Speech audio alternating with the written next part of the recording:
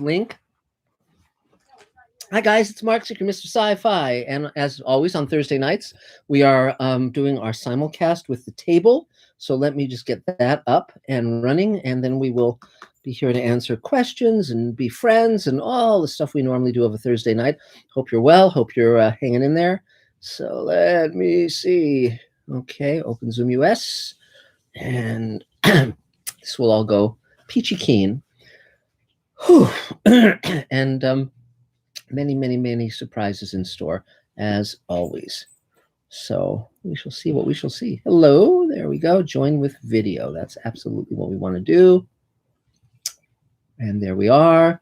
And we just have to join with computer audio. Right now. There we are. And we should hear back hopefully tomorrow or the next day if they can do the replacement. Okay. And if they can, then we will save his life. Wow. All good thoughts. All the best. Yeah. What part of the body are they? Whoop. The kidney and the liver. Right. Okay. Yes. Wow. So And they're doing research on that. They are doing stuff, but good luck. I hope that you get a chance to try it. so Mark, Mark, you guys are muted, by the way. well, All okay. good thoughts. Okay. I was looking at bioartificial organs, and that's what got me hooked up to the Mayo Clinic. Uh-huh. There you go. So I just heard the end of that conversation, Chris. So Oh, my dad's got cancer, so I'm out here in Texas taking care of him. oh well, so all good thoughts, and I'm so sorry. yeah. Well, But- hopefully we can save him. Yes. And if not, at least he didn't get taken out by a car accident or something. Right. Well, there's that. COVID. Yeah. Yeah. Or COVID. Yeah. So here we are again, Organic. the table. Well, 3D printers can now print organics, so we'll be able to 3D print organs soon. Okay? yes. Yes. And we can 3D print people who we will like better than people we know. So we can make that'll really mean making friends will have a new meaning. So okay, hi guys, it's the table, and it's Thursday, and it's Mr. Sci-Fi simulcast. So how are you, Adam? Good. Good. Well, you're the first one on my screen, so do you want to jump in and tell us how you're doing? Sure, I can do that. Okay. Cool. Sorry, multitasking here. No, that's your great talent. So, I am Adam Sartain, actor, as you can tell from my T-shirt. Yay. Actor, voice actor with 75 different voices, accents, impressions, tuba player extraordinaire, and an associate producer on Space Command. Yay. So, I am now just starting to get back into the mix of things. I am fully recovered from COVID. Great. Yay. Oh, good. I'm a survivor, a COVID survivor. Yay. So now I've been submitting some auditions and stuff. I've also checked and double checked everything. Even the CDC says that I'm okay to go out and about Great. now. So Great. yeah. So is there go ahead, please. What was I gonna say? And I've been helping some people. What is it? Julia, one of the table members, has started a little group of people that help each other with self-tapes. And so I helped someone, what was it, on Wednesday with a self-tape audition. How interesting. So that's fun. Yeah, other than that, not much going on. But you've got your health. Yes. But I've got my health. So Yes. hey, I can't complain. Great. So is there anything you need? Auditions. Yeah.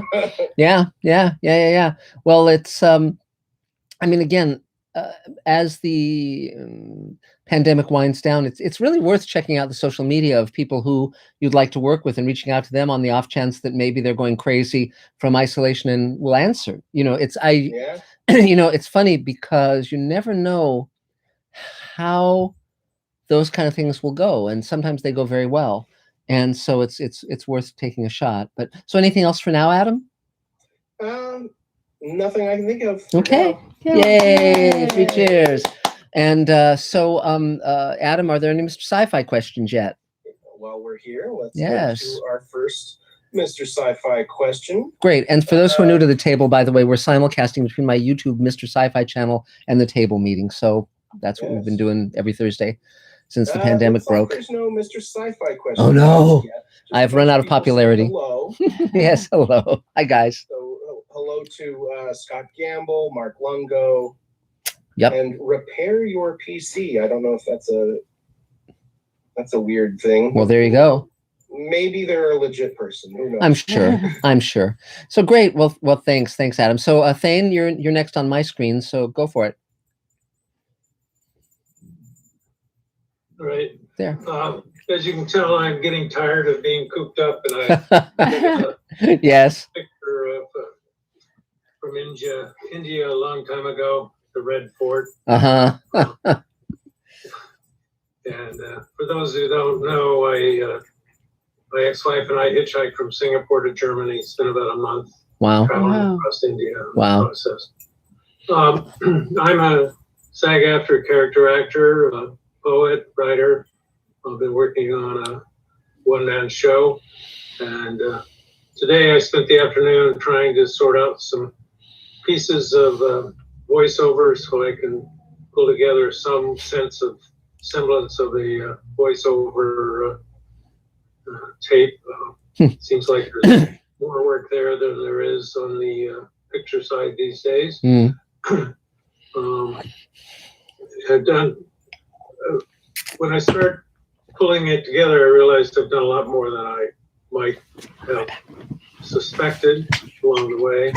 And when it's Black History Month, and one of the things I did was a 7 CD set of I played 2 characters of the Martin Luther King wrongful death trial in Atlanta, Georgia, several years ago, and they got the transcript of the trial, and then we voiced all of the characters, the judge and the witnesses and so on. It was an interesting project at the time. It's still relevant today. So I pulled out a couple of voices there where I'm a couple of different squeaky Southern voices. And one's a taxi driver and the other's a janitor or something that stumbled into the mix there that day. I remember exactly where I was when I heard that news, and actually quit a job in the moment. Wow. I was working in a Porsche shop, kind of trading my time for having the master mechanics work on my car, and a number of racial slurs were at the time about how I deserved it. And I just said, I'm done. It just made me sick. And we think we're in trying times, but the late 60s, the early 70s were really trying times. They were like January 6th every day, seemed like.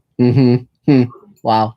So anyway, I'm like everybody else looking for work, working on my script. I had the one-on-one Zoom table read of my script the other night with a member of the table, Adam Briggs, who hasn't made it lately. But anyway, he and I are both in this solo writing session. Cool. And on the 15th, I'm going to have 6 more trusted friends to read through it, pick it apart, get some ideas and so on. So Great. I'm moving towards getting that on its feet. Okay. Well, great. Well, 3 cheers. Yay. That's Yay. my first shot. Oh, good. Congratulations. How was it? Good. 102, you get certain privileges. Yes. Yes, How I dare was say. it? Were you okay, or did you get the symptoms, or? I had some vague little nuances. I can't say, oh my God, at one point I lifted my arm and like that, Yeah. and I felt a little tension there. Mm-hmm. And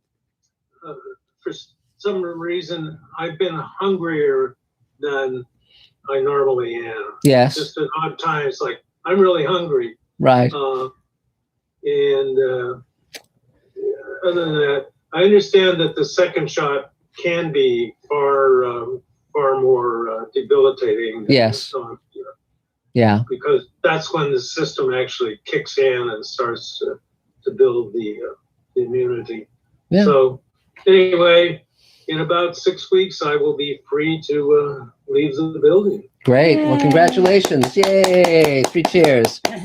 Good. So, Adam, do we have a Mr. Sci-Fi question? Yes, we do. Always reliable Hayes 494 Yes. has, Hello. has a question. Mhm. His question is, in future Space Command stories, will there be scenes of patriotism? Oh, interesting. Oh, like Cameron and his crew listening to an altered version of Lee Greenwood's God Bless the USA. You know, it's funny. It's not it's not so much patriotism, but it is a sense of moral duty.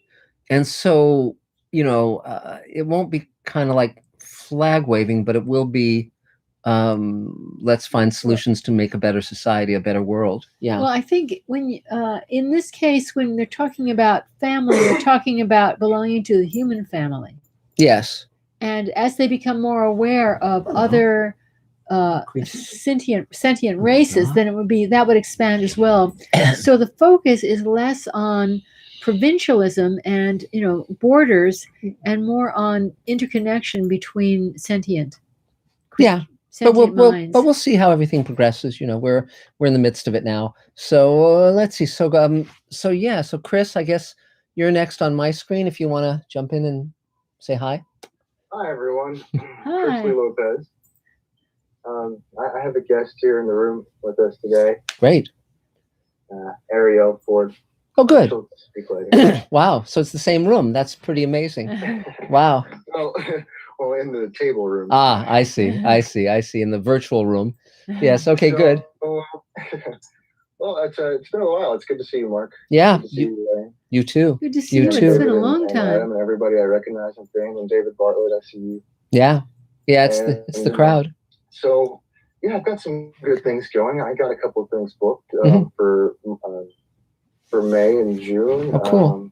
A couple of big projects. I'm going to be a limo driver for an A-lister. Oh, Whoa. On a $45 million budget film and a $30 million budget film. So that's good news. Yeah. I'm just sharing it. Wow. Cool. And it's one of them is called Two Lane Blacktop, which I believe is a remake of It an is. old film. Yes. I'm reading the script. Yes. And the other one is Game, which is I guess written in the 70s, but barely being produced. Huh. Wow. I'm reading it. But anyways, it's really cool, and it's really going to be a great thing for me.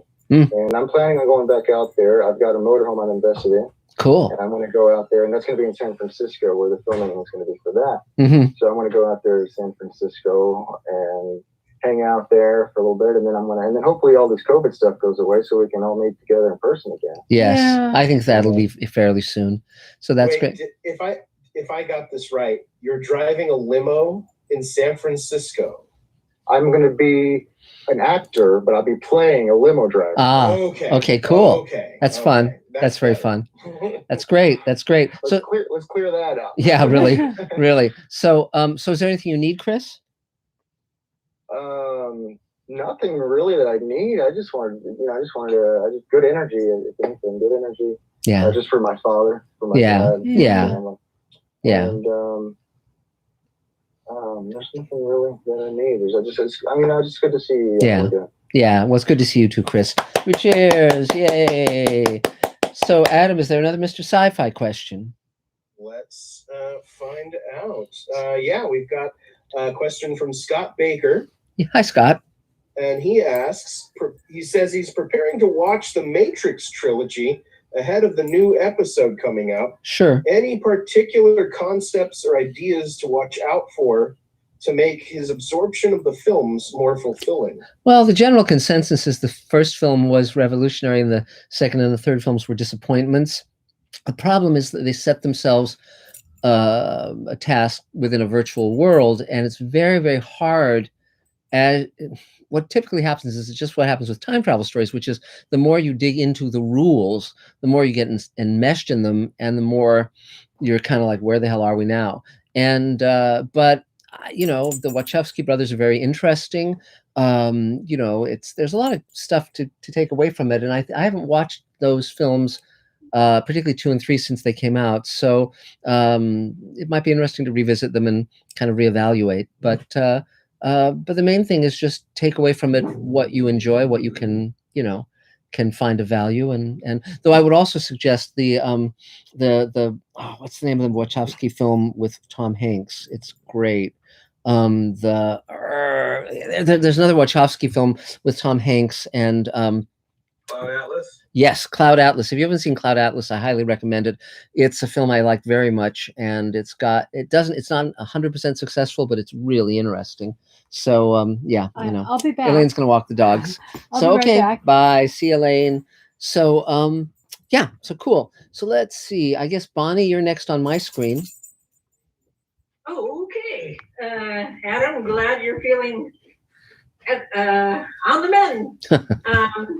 Yeah, Joel and I were able to get the first vaccine 2 days ago. No problem with that one. Great. The second one could be different. What was it? Just keeping busy with different things, and now I'm collecting. I kept saying I was going to update my website, but now I'm really kind of getting together everything that I want to be on it. Mm-hmm.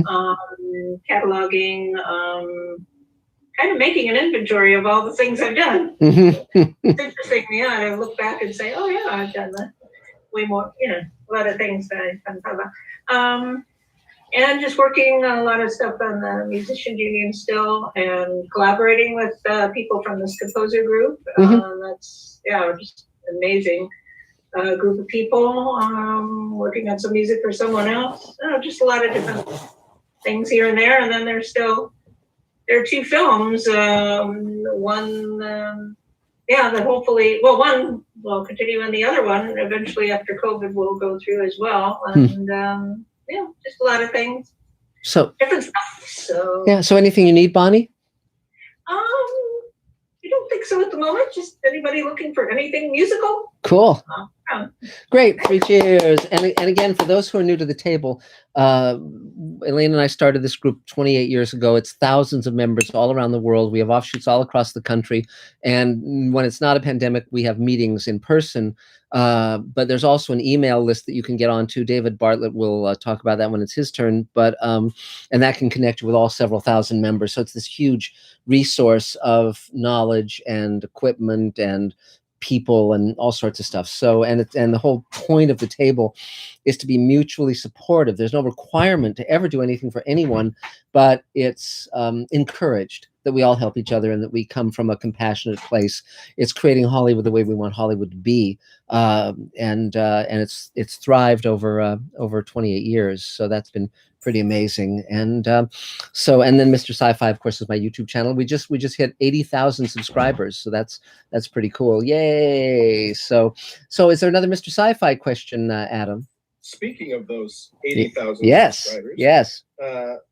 Another of our favorite subscribers, Scott Gamble. Yes, hi, Scott. Asks, what is new regarding Space Command progress this week? Whew. Well, yes. Well, now many of you know that sadly we lost our dear Mira Furlan to West Nile virus, which was really terrible and shocking. And she was a brilliant actress and a dear friend. And but fortunately, we got, her performance throughout the pilot is wonderful, which we'll be sharing with you as we release the second hour. She was in the pandemic episode, the special 2-hour pandemic episode we did. She's in the prequel. So there's a lot of Mira's performance that we'll be able to share with everyone. Plus, the novel has just come out. We're ramping up to, we started shooting hour 6. And the alien spaceship's nearly completed. One of the 8-foot-tall creatures is largely complete, and we're making the other one. Grizzled Space Jockey, which is my story about my own character in Space Command. You can see my reading of that on Mr. Sci-Fi. There's just a ton of stuff. There's an animatic that combines the audio play prequel with the graphic novel. Tahani Farr is completing the section in the graphic novel that deals with Mira's character, and it's just gorgeous. It's just gorgeous, and we're combining that with the audio play, so it makes almost like an animated comic book when it's completed. Dave's been doing that, and the visual effects are coming in from Chile. They're coming in from Germany. They're coming in from here in America, and it's thrilling. I mean, it's all, you know, moving along, and David Bartlett can't wait to move on to the next 2-hour one, Great Solar War, and then the 2-hour one after that, Empire, and then Harvester. You know, we've laid out the entire first season, and you know, we've been gathering together spacesuits. We now have 13 spacesuits. We've got set pieces from the Thunderbirds live action movie and Cloverfield Paradox, and on, just really cool stuff. You know, it just continues. You know, it's you know, some people slowed down during the pandemic. We ramped up, and we've made sure not to endanger anyone. You know, we shot only for one day during the pandemic at our studio, and we were COVID's, you know, we were SAG signatory and COVID compliant and all those things. And the big shoot that we're planning, probably will do once everyone's inoculated, I imagine, because, you know, we don't want to endanger anyone. But everything's moving along great.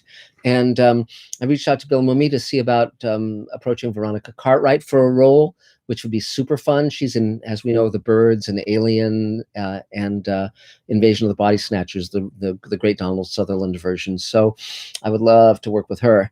And so that's some of it. Yeah, it's when it gets to be my turn, I'll talk about some of the other cool stuff, but that's plenty for now. So let's see, Dave Edison, you're up next. Hey everyone, nice to see some old friends here today, and hello everybody watching it on Mr. Siffy. Yay.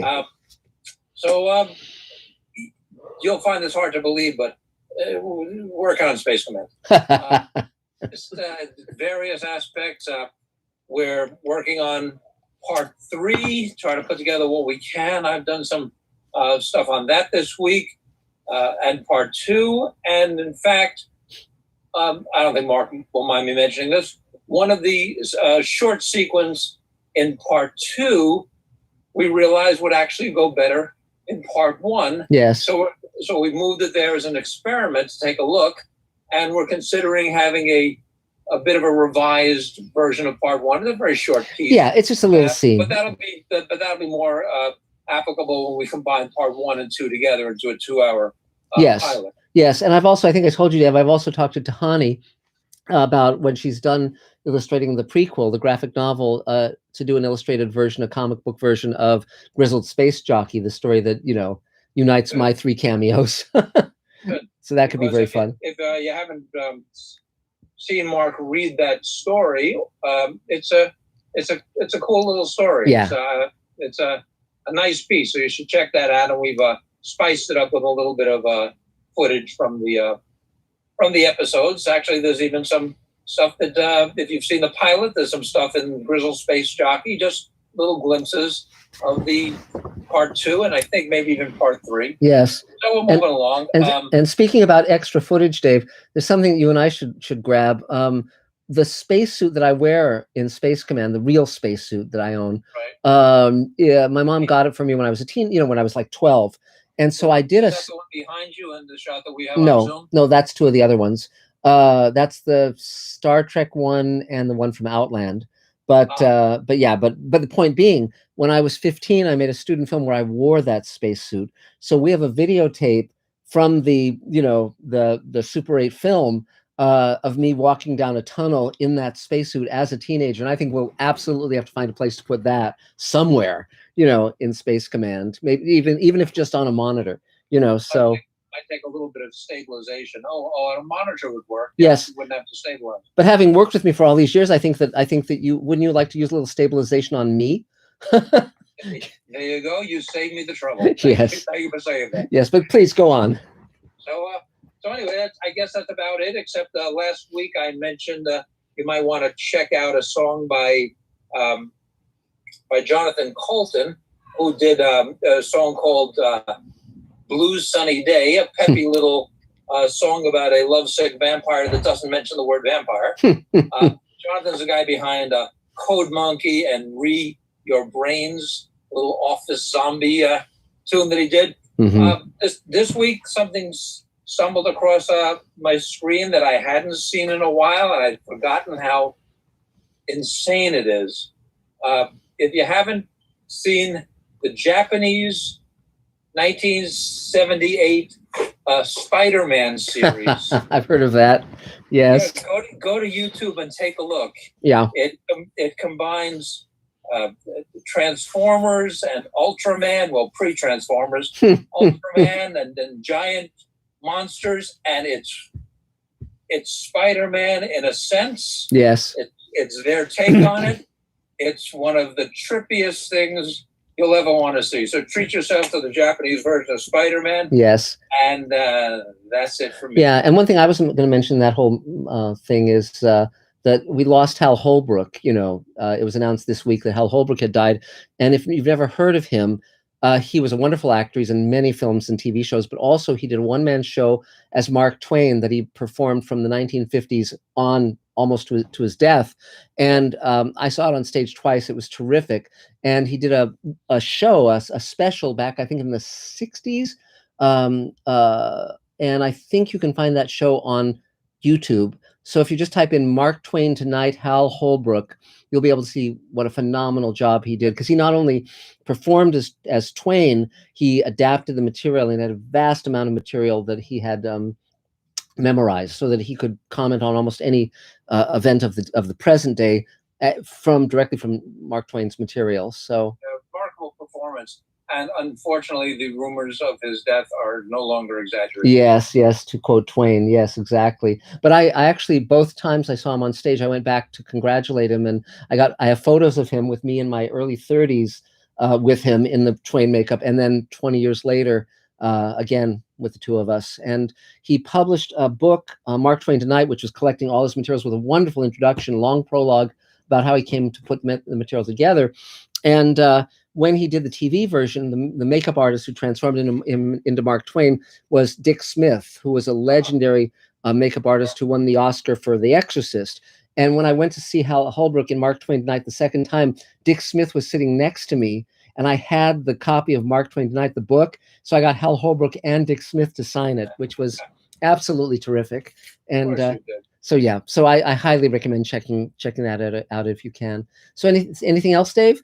No, I think we're good for now. I'm looking up here to doing some work, so I'm not ignoring you folks. I'm just working away. No, you're just talking to God. So, yay, 3 cheers.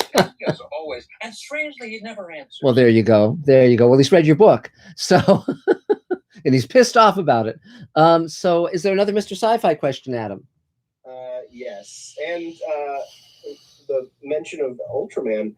For those of you who don't know, I actually did English voice dubs for 3 different Ultraman movies. Wow. Not as Ultraman, but like villains and other things. That's great. Well, by the way, Adam, speaking of voiceovers, I did watch your 1-minute histories. Nice. And not only are they good, and this is a tribute to you as a voice artist, I didn't recognize you. That's great. So he can change his voice. Well, there you go. Right. There you go. So let's get to our next Mr. Sci-Fi question. You bet. This one's from Mark Lungo. Hi, Mark. And he says, sometimes sci-fi shows refer to 20th, 21st century pop culture. Will Space Command characters mention Elvis, the Beatles, etc.? If it's germane, the problem I have with that is it's often kind of jammed in. Like I had a big problem with Star Trek Discovery, the people on that ship watching a Buster Keaton movie. It just was like just so shoehorned in. And of course the worst thing is where they'll list 2 people from real history and then create one so they'll say, well, we all know the science of Newton and Einstein and Kwao John Myung. It's like okay. Star Trek, the original Star Trek used to do that all the time. And but if it's germane, I certainly will. Mainly what I enjoy doing is dropping in science fiction references, like for instance naming all the people in Space Command after science fiction authors from the Golden Age, or in Great Solar War I have a a faster than light drive that I call the Gernsback drive, after Hugo Gernsback, who, you know, basically invented modern science fiction with amazing stories. And you know, so that I find that a lot of fun. But I'll reference real life stuff as it occurs. For instance, in the pilot, when Jack's father is talking about the family tradition of being you know, in the Air Force, or now in, you know, Space Command, he talks about how Jack's great grandfather was in the Lafayette Escadrille in World War I. So I have those kind of references as they're pertinent. So yeah, absolutely. So now Judith has gone off camera, so I guess we'll do you, Dana. It's good to see you, Dana. Hi. Hi. Happy to be back. Wow, you guys make me laugh. It's great. Good. So does Mark Twain. I pick it up and drop it, but I've been reading the Huckleberry Finn, and it's just so delightful. It's a good one. Storytelling. Yeah. But happy to be here, and since I've seen you, let's see, I've gotten an agent, which is awesome. Yay. And yeah, thank you. And I actually did some work with Carrie Messina. Yes. If I'm pronouncing her name right. Yeah, from the table. She helped me like figure out how to start dropping in stuff and being more of an actor with more of a presence. And wow. I want to thank her for that. Cool. Many of you guys that are thinking of that. Yeah, they do that. She helped me immensely. So I've done 2 series since then too. I was in Serbia for 5 weeks. Huh. Yeah. And then now I'm on Young and Restless. Yay. So things are good. I mean, other than being, you know, stuck at home, chosen family. Well, and great. And you should give me a call in the next day or two, because I do want to cast you in more stuff. And you know, Tom and I have been talking about that, and so we're ramping up the Showrunners Network. It's going to be quite amazing. And so, is there anything you need beyond those things, Dana? Just put me in space. Well, actually, but I love space. I've been watching Expanse. Wow. Yeah. Yeah. Well, I'm doing a new show with the guys who brought that show to television, Mark Fergus and Wachowski. They're partners with me in the Showrunners Network. So they're amazing. They also wrote Children of Men and the movie Iron Man, and they're really great. So so great. Yeah, but it's a very good show. I'm in. You don't have, it's like Beetlejuice. You know, yes. You asked me 3 times and you can't take it back. Exactly. So. And then you mentioned Huckleberry Finn, and many people know about my science fiction stuff, but hang on just 1 second. I'll show you something really interesting. Just hold the fort. Hold the fort. We're holding the fort. I'll do a bad song and dance. Okay. Don't Okay. So here we go. Here we go, guys. Okay, I'm back. So this box holds. I'll open it up. This is a first edition, first state copy of Huckleberry Finn. Okay, this is the first edition. It's got plastic around it, but that's first state means that it's the first version of the first edition, so it's particularly prized. So it's but you ask Twain to sign it. That would be a fair amount more money. But this book is. Does it have illustrations? Oh yeah, it's profusely illustrated. Yeah, you can actually get like facsimile copies of it in modern editions that aren't very expensive. The illustrations are by a guy named E.W. Kemble, and they're very good. And but I just bought this some years ago, and it turned out to be a first edition, first state. That wasn't what it was advertised as. So it's worth about, I think it's worth about 100 times what I paid for it, something like that. So it's. We won't ask what you paid for it. No, but it's yeah. So, but yeah. So I thought you'd find that fun. It's pretty neat. So, but great. So, anything else, Dana? Anything else you need? Just to say hi to everybody, and I so appreciate the table, and I look at all the links that people send out, and someone sent a really beautiful music video today. I forget exactly who it was, but it's so nice to be in touch with everybody. That's cool. That's very cool. Yay! 3 cheers. Thank you. And sometime in the near future, I'll do a video on.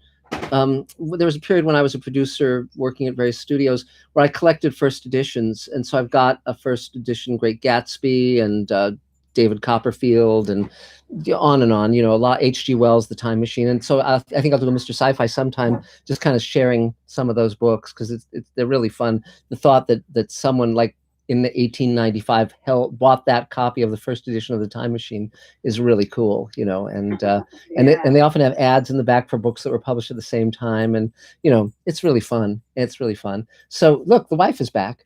So We circled the entire block. yay, Hi. yay, Yeah, so great. doggies have to be walked. Yes. So, but great. 3 cheers, Dana. Yay. Okay, thank Great. you so much. Okay. So is there another Mr. Sci-Fi question, Adam? Yes, we do. We've got another question from Scott Baker. Hi, Scott. And he asks, do you know if Mira did any work on the memoir she'd mentioned Yes. in multiple interviews? Yeah. Will her husband release it? I imagine they will. I think she'd gotten pretty far into it. I think she actually even finished like a draft. So I'll be talking to Goran in the near future, and I can find out about that. I think that, you know, it's definitely something that should be completed and put out to the fans. I mean, Mira was one of a kind, and we will not see her like ever again. And I was so honored to be able to work with her on Babylon 5 and Space Command. You know, it was, and sadly, we'd written a lead role for her in Sweet Haven, the show we're creating with Rockneil Bannon, and she and Bob Picardo were going to play husband and wife in that show, and that would have been so fun. But sadly, we won't get to see that. But she was an amazing woman, an amazing actor, and it was just a blessing that we got to work with her and know her. You know, so yeah. So let's see. I guess Nina, you're next on my screen, so go for it. I have to unmute myself. My husband will never forgive me. Hey, everybody. Congratulations, Thane, on your shot. Good for you.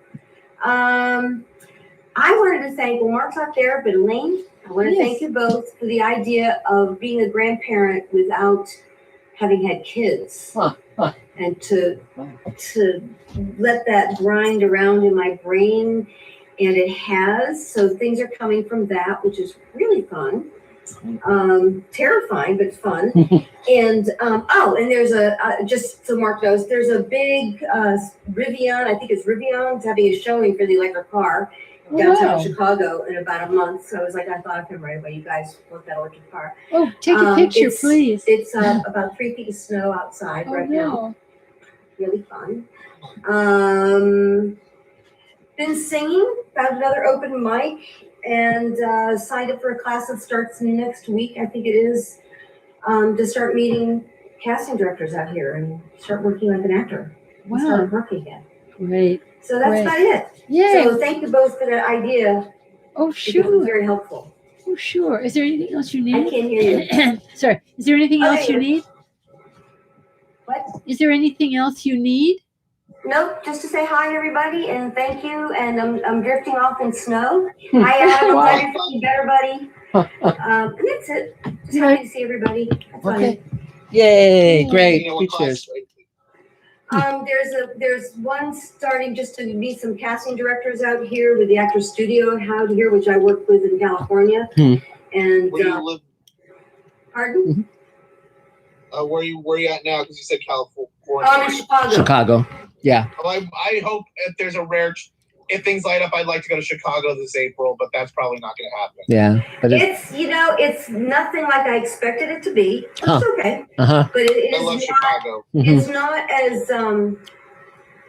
as actor intrinsic as LA and New York are. Right. So just be aware of that if you come out Yeah. to Chicago. It's Yeah. not as Well, if I were to go, it'd only be for 5 nights, but it's probably not going to happen this spring like Yeah. I would hope. Well, great. You can have all the deep dish pizza you want. I love pizza. So Yes. kind of screwed. Yes. Yeah. Well, great. So But it's a different city, different kind of city that I'm used to New York, and then I got used to LA. So coming out here was just a different vibe. Yes. And that's okay. You just have to. I had to adjust my fast brain. Yes. Well, I that's had to great. adjust all that hyper energy of my brain going 1,000 miles a minute. Yes. And it helped me become a better actor. Great. Well, Because 3 cheers. slowing down and listening more. Yes, that's great. Well, 3 cheers. Yay. Thank you. And so, and is there another Mr. Sci-Fi question, Adam? Yes.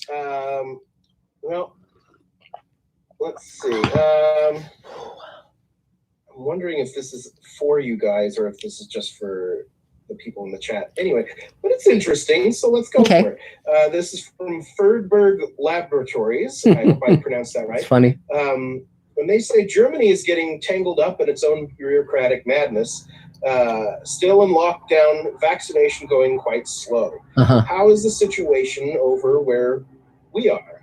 Not great. Still chaotic. We haven't gotten our shots yet. Trump been trying to. But So at least it's better than when Trump was president. yes, Oh my yes, gosh, yes. yes. So it'll get better. It'll get better. So I'm let's. also really worried because everything's, who knows what's going to happen. Yeah. Well, that's why we're all. And even if the United States says, well, there's still these other countries. Yes. Yes. Well, we just have to hang in there. But so Judith, you were gone when it was your turn. So go for it.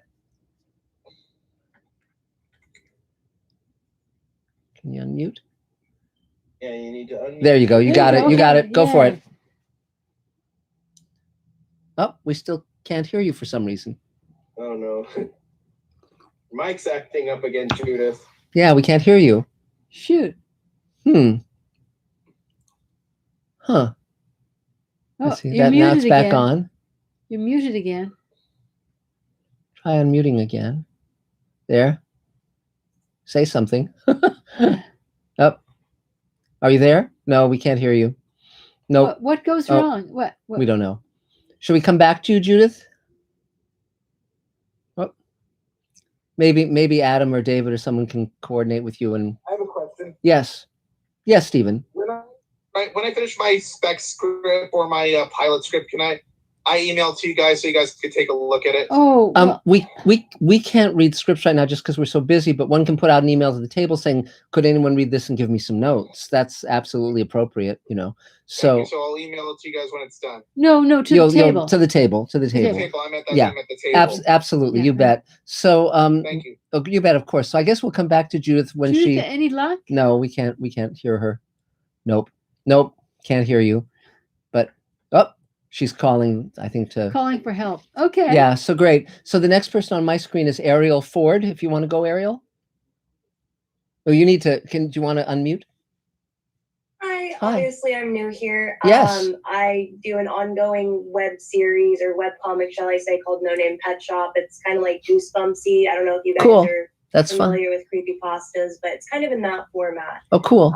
So I've just been grinding away at doing that. I came here with Chris. Mhm. Told me about you guys. So Yes. I figured I would come say hi. So are you an actor or actor-writer, or what's your particular pursuit? I do basically writing. I do like short horror stories and things of that nature. But right now I've been focusing on my comic book, or my web comic, shall I say. So that's pretty much what I've been grinding away on. So you're not an actor. You're primarily a writer and an artist. Right. Exactly. And who are your favorite horror people? I love the old Stephen King. I love the R.L. Stein. I've been trying to kind of bring that back a little bit for the younger generation. Sure. And since I do comic book art a lot, I figured comics would probably be the best way to put all of the skills I've acquired, in one place. Oh, cool. So, and where are you based? Are you in Texas, or are you here? Or No, I'm actually in Alameda, California, basically San Francisco. If you're not I went to the Bay Area. Cool. I visited Oakland like a year ago. It's small. I mean, I like San Francisco and San Jose better though. Do you like Oakland? I like Oakland, but their food there is amazing. So if you're ever in Oakland, definitely check out their food. Yeah. But I'm in Alameda, which is like an island kind of off of San Francisco, Oakland. So it's kind of like a separate area. I took the bus one time from Oakland to Alameda, the little bus that connected it together. Yeah. Sure. And one question, Ariel. So what's your big dream? If everything went great, what would that look like? I was hoping to eventually start making cartoons and things of that nature. And I've been kind of because of everything going on with the pandemic, I wasn't really able to go through with it. Right. But before that, I was talking to my friend who had got some licensing for Star Wars, and he wanted me to do some voiceover stuff for him, which I was really excited about. But they couldn't get everything together with the pandemic and everything. So Yeah. unfortunately, I wasn't able to do that, but I'm interested in that sort of thing as well. And have you been when it's not a pandemic? Have you been to any of the conventions? You know, the horror conventions or the World Fantasy Con or any of that stuff? I do cosplay. I mean, it's more of a hobby, but I definitely do cosplay. I like to go to Comic-Con, mainly Anime Expo, since my art is generally speaking more manga, that sort of thing. I'm a 90s kid, so I grew up with that being kind of the culture. Cool. So most of my art reflects that. Oh, that's great. So so definitely David Bartlett will talk about how to get on the table email, because it'll plug you into a huge number of people that can be of use to you. And anything else you need? No, not that I can think of. Thanks for having me tonight. This is awesome. I didn't really know what this was before I came on, so thank you for letting me come on and helping me out. Yeah, we never know what it is. So it's I think people can help you create a venue even with COVID. Because there's several people who do books and who draw and do stuff. To do stuff that actually puts bread on the table. Yeah, but also the reason I was asking about who you like in horror is because a lot of the horror and fantasy writers and science fiction writers go to certain conventions and you can meet them. For instance, I wrote a book with Guillermo del Toro not long ago because I met him at Comic-Con and we just kind of, connected. And so one can make those kind of connections. And, so just to let you know. I love the panels where I get to hear from the creators, especially like Anime Expo, because a lot of them are based in Japan or like not even from America. Yes. So you get to actually go see the illustrators of the original mangas before it was even an anime. So it's really, really cool to actually like connect with people on that level, and you can like wait to meet them, like actually talk to them afterwards. Like it definitely opens up another level of like availability to like meet with people for sure. Yeah. Well, great. Well, good to meet you. 3 cheers. Yay. So, Adam, is there another Mr. Sci-Fi question? Yes, we have a question from Todd Chamberlain. Yay. Hi, Todd. Hi, Todd. Which is not a sci-fi question, but more of I guess an American history question. Sure. Yesterday was the anniversary of the day the music died. And I know that almost predates many people, but do you or Elaine have any memories or feelings of that and its impact on American culture or on the entertainment industry? Well, I assume you're referencing, what they reference in American Pie by Don McLean, which is the day that Buddy Holly and the Big Bopper died in a plane crash. That was sort of before my time. I sort of was a teenager when you had, the Beatles and the Who and Crosby, Stills, Nash and Young and, so forth. So that really wasn't on my radar. I was a big fan of American Pie and Don McLean, but didn't really know much about what he was referencing, So, Elaine, Steve Allen's was in that too, Mark. Yes, of course. 3 of them. Yeah, no, it sucks. I mean, tragic. one could make a list of famous rock stars who died in plane crashes. Jim Croce's another one, but he wasn't on the same plane, but same sad death. Yeah, So half of Leonard Skinner. yeah, well, there you go, just the Leonard part. But the so anything you wanted to mention, Elaine? No, I was less aware of that. I was like neck deep in politics at the time. Yeah. So it was like it's always a horrible thing when you hear of that. But it wasn't, I was sort of in the thick of craziness. Right. So. And you liked show tunes, so you were kind of like, Rosemary Clooney and Pajama Game and, Kiss Me Kate and so forth, yeah, exactly. Oklahoma. Yeah. Okay. So yes. So that's the answer to that question. So let's see. Oh, is Judith back? Is Judith back? Did you find a way on? No, I don't think so. Crossing my fingers. Let's see what happens. All right, go ahead and try and unmute. Nope. Oh, can you? It's not still muted. Yes. There we go. Can we hear you? Say something. Nope. We can't hear you. Dang it. Nope. Doesn't work. Right. Sorry, Judith. Well, we'll continue and hopefully we can troubleshoot this. So I'm gonna go over there this weekend and bring her one of my external mics. Sure. And we'll get this settled. Yeah, sounds great. So the next on the screen is Carol Field, if you want to take your turn. Hi, everybody. Thank you both for your consistent kindness so very much. Of course. I got a little list. Does anybody know anybody who could serial optimize something? If you do, just put it in the chat. When you say serial optimized, what do you mean? If I'm coming up with a website or a product or something, So and I would like the product to be serial optimized, meaning it goes to the top of the list when people Right. are Googling blah, blah. Right. Okay, sure. So if anybody knows how to do that, thank you. I know it's not theatrical. Adam, I'm really glad you're feeling better. I'm really delighted. I'm sort of at a fork, sort of at a crossroad, but a whole lot, like a ton of stuff. But that's fine. I'm going to stay out of control and just let the chips fall where they may. Okay, cool. I'll do my work and be kind and just, let the chips fall where they may, as opposed to me sticking my neck out all the time. Yes. Mark, have you ever heard of a production company called Europa Obscura? Called Europa Europa Obscura? No. Europa Obscura? No. Okay. No. All right. No. So much for that. And yes. My ballet teacher turned me on to a manager. She's so cute. And the manager contacted me this weekend, said some very nice things, basically was saying, though, you're a good ballet dancer. How do I know if you can write? So it's like, you can't, you have no idea, darling. And then she said, I'd like to see you, but I'm very busy. That was Saturday or Sunday. So ballpark, when should I contact her? I guess every 15 or 20 minutes. What do you think? I would just say, hi, I wasn't thinking, you said you were very busy. What's a good time to check back? Yeah, I loved our call. What's a good time to check back? When do you think you'd have come up for air? So I always put it in their hands. And if you call and then when you call, when they tell you to call, to say, hey, I'm just checking back in. Is it a good time or no? Always keep it loose and funny. Great. Okay, because I have my own schedule, but that doesn't mean it's theirs, and I never, it's like, and I don't want to be encroaching. Okay, that's all for today. God bless you all. Yay! Cheers. So do we have but if something does come up that's special, to say hi, just checking in just to let you know that this and this is happening. So just let me know when you're free. Yes. So definitely keep her informed, but keep it like a 30-second call. Yeah. So Adam, is there another Mr. Sci-Fi question? Believe it or not, there is not any new questions at the moment. Okay. But we can take this time to remind our Mr. Sci-Fi fans, watchers that there exists super chats. Yes.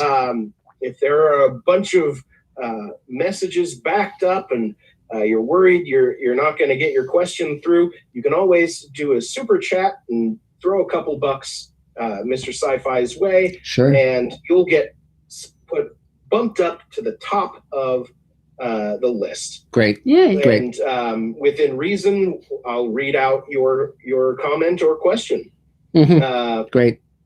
Mark, I'm not going to say any profanity or anything, obviously, but yes, yes, of course. I wanted to let you guys know that I released a lot of music recently. Oh, good. You guys are welcome to use any of my music for your Space Command. Oh, cool. For any of your productions. Oh, thanks, Chris. New Day's Dawn, which is kind of the hard rock. Chris Lee Lopez, which is like alternative stuff that I write and kind of like comedic. Oh, great. Also Outcry, which I did when I was in high school. Oh, cool. Which is really good. I had a record label at the time. We got radio play and all kinds of stuff. And you're welcome to use any of the music. Thanks. Thanks. That's very nice. Thanks. Well, great. And people don't generally know that Elaine is also a songwriter. And she's got some great songs. She's got an alarm clock song that's terrific, and she's got a frog song that's terrific. And so someday we'll have to prevail on her to perform these, so you guys can see what an amazingly gifted. No, they're terrific. They're terrific. Humorous ditties. Yes, not yes, really they're songs. great. Well, these are great songs, Elaine. These are great songs. I love humorous. Yes, yes, Elaine's great. I really do. Yes, you guys know I love humor. Yes. Well, that's great, Chris. Thanks a lot. So I guess next on our screen is David Bartlett. Hey, David. Go for it. Okay, let's see. Can you unmute? There we go. You got it. Got it. Yep. Hi, everyone. I am I'm slightly distracted here. You'll see why in a minute. I am David Bartlett. I am a filmmaker, a teacher, a human rights activist, and a producer of Space Command. Yay! Space Command, a wonderful series of science fiction television and other sorts of adventures to be had. I have another announcement for today. I got this incredible gift. Wow. Oh my. Wow, look at that. This was delivered to me. Wow. At my door from the United Kingdom. Wow. Oh, wow. It is a birthday cake made out of flowers. Wow. Oh, wow. That's, well, happy birthday. That's great. Thank you. It's tomorrow. Wow. Oh, wow. Happy If you wanna get a birthday. jump up thing. This is from Michelle. Wow. Michelle DeCosta, who is a table member and a friendly person of Space Command. Yes. Which is an understatement. And Yeah. also a very near and dear to me. Yes. And here it is. So I'm going to blow out the candles and make a wish. Good. Yay. Yay. And you should send her a photo of the empty plate and say the flowers were delicious. Indeed. Yes. So let's see here. I made my first film when I was 10 years old. Mm-hmm. A lot of things happened in the year of 1969. Now you know how old I'll be tomorrow. Mm-hmm. And they were, among other things, the first man to land on the moon, which I remember distinctly looking up at the moon and being so amazed that there were people walking on it. Mm. There was a lot of political things happening I was sort of a little aware of. I became aware of political things considerably more when Nixon was in office. Mm. But that was in 1969. 1969, I also saw in a cinema on a giant screen, 2001: A Space Odyssey. Yeah. Which pretty much changed my life, and a number of other things. So I decided I was going to make films. I saw the Battleship Potemkin and Lon Chaney's Phantom of the Opera on TV, and I grabbed my parents' movie camera, 8mm, and I made a film. And all the oldest actor in the film is 9 years old, and the film is 30 seconds long. It's all in one take. And the story of the film is that Frankenstein and the Wolfman get in a fight. Dracula wakes up out of her coffin, female Dracula, diversity casting even at the young age. In fact, I think she was also Latino, now that I think of it. She wakes up, she comes over, she stops the fight, she puts on a record, and everyone dances. So that's the same film I'm making to this day, basically, okay? I know there's a lot of problems out there. I get it. The war in the Middle East, I got it. But put on a record. It's hard to shoot people when you're dancing. So I took that into all of my life until today. I moved to LA in 1980, started working on films right away. I worked with some great directors and amazing producers right out of the box. I worked with Robert Wise, who did The Sound of Music and West Side Story, and had 4 Oscars, and he also won an Oscar. I'm sorry, he also was the editor of Citizen Kane. That's right. And then I worked at New World Pictures with the famous Roger Corman. If you don't know who he is, I would definitely check him out because he has a significant part of this film history in mind. One of them is that he used to hire people that were just starting out in their careers, and he would give them opportunities to work on their first features. So I worked on a film as a set carpenter with production designer Jim Cameron and his fiancee Gaylan Hurd. So that was pretty cool. So other people, you got started. Martin Scorsese's first film, Francis Ford Coppola's first film, Ron Howard's first film, Jonathan Demme's first film. I mean, on it goes. And some of the movie stars were everywhere from Dennis Hopper to Jack Nicholson to Peter Fonda to, it's just an amazing array. So I got to be a part of that, which is awesome. And those skills have helped me good with Space Command because now I'm helping design and build sets for Space Command all these years later. Yay. Yeah. So anyway, I worked in sound design for a long time doing work on films like, Pulp Fiction and Speed and Total Recall and Tremors. I have a small Tremors story I can tell tonight. And then I got out of doing studio films, worked more in independent films, doing my own films, and features, producing, directing, and writing, and other jobs. I also have now won 63 Film Festival awards. So I run the gamut from the lowest of the low-budget films. The film that Robert Wise directed for the Motion Picture Hospital cost $70 and starred Goldie Hawn and Chris Christopherson and all sorts of amazing crew on it. We had the production manager from Close Encounters taught me how to do strip boards and continuity scripts and do budgets. And the key grip from the John Ford movies taught me how to take a little paper water cup and put it on your mouth and blow on it and make it go 3 times as big. And he looked at me and he said, "You get more that way." And I thought that was the greatest thing I'd ever learned. And it came from John Ford's key grip. Well, there you go. So I thought that was pretty cool. So anyway, I did a bunch of that, and time passed, and I ended up at the table 26 years ago. And time passed with that as well, and I'm involved with Space Command, and I'm doing this sort of thing now. I'm all full up to speed now. Currently building a studio and shooting footage and building sets for Space Command for ongoing production that will last throughout this year and into next year, doing the first season of Space Command. Yeah. So that's kind of the basics of the filmmaking background. That's all well and good, but what's a record? What's a record? Yes. I had someone, and this is like in 1990s, a friend of mine came to work and he was so sad.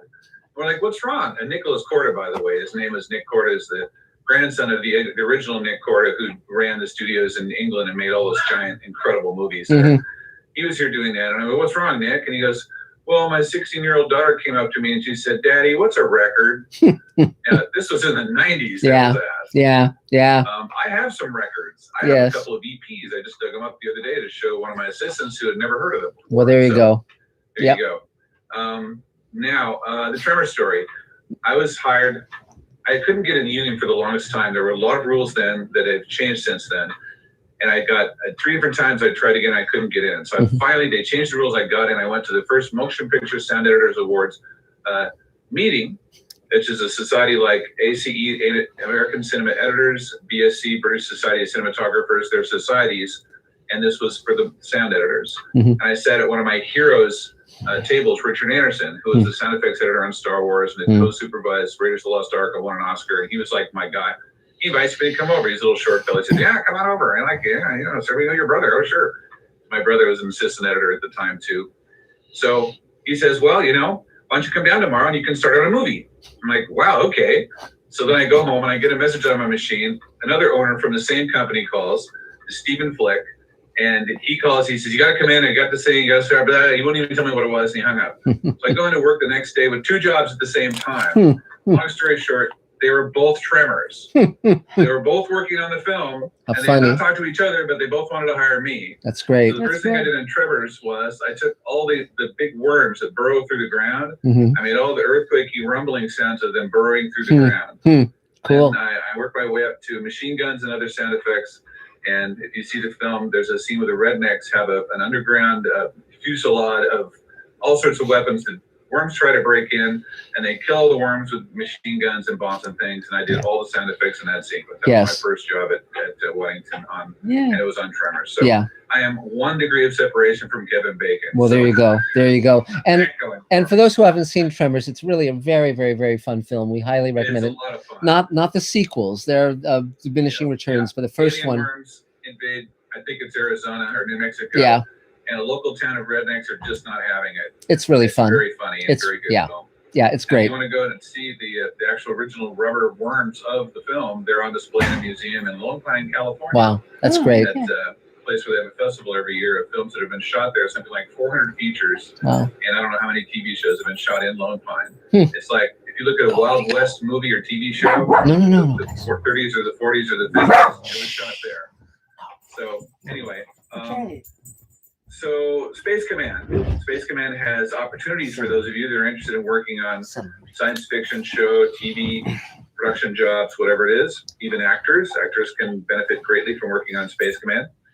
People say, well, what do I have to do to get a role in Space Command? I say, well, here's what you do. They don't believe me when I say this. What you do is you volunteer, you come in, and you get Mark and Elaine to see you and get to know you, and they'll give you a part. In fact, if you do it long enough, they'll write a part for you. One day, Mark was at the table working away on a big scene that we were going to shoot soon. So he wrote a part for 4 people in the scene, and the 4 people were Judith, Stewart, Howard Benjamin, and James Hong was going to be in the show, so she had him in there. Well, those 3 people were named because they were sitting at our table. Damien was the other one. So it was Damien was first, and he couldn't do it, so then he recast Stewart, and who did he get? The guy sitting across from him. Right. It was Damien Gerard. Yeah, well, there you go. All you got to do is come and visit and volunteer, and they will get to know you, and it's very likely they'll help you considerably. So I can look at the screen now. I've got 1, 2, 3, 4, 5, 6, 7 veterans of volunteering on Space Command who all of them got paid jobs out of it. Wow. On the screen right now. So it can really work. Great. And if you volunteer, you can work for money, you can paint.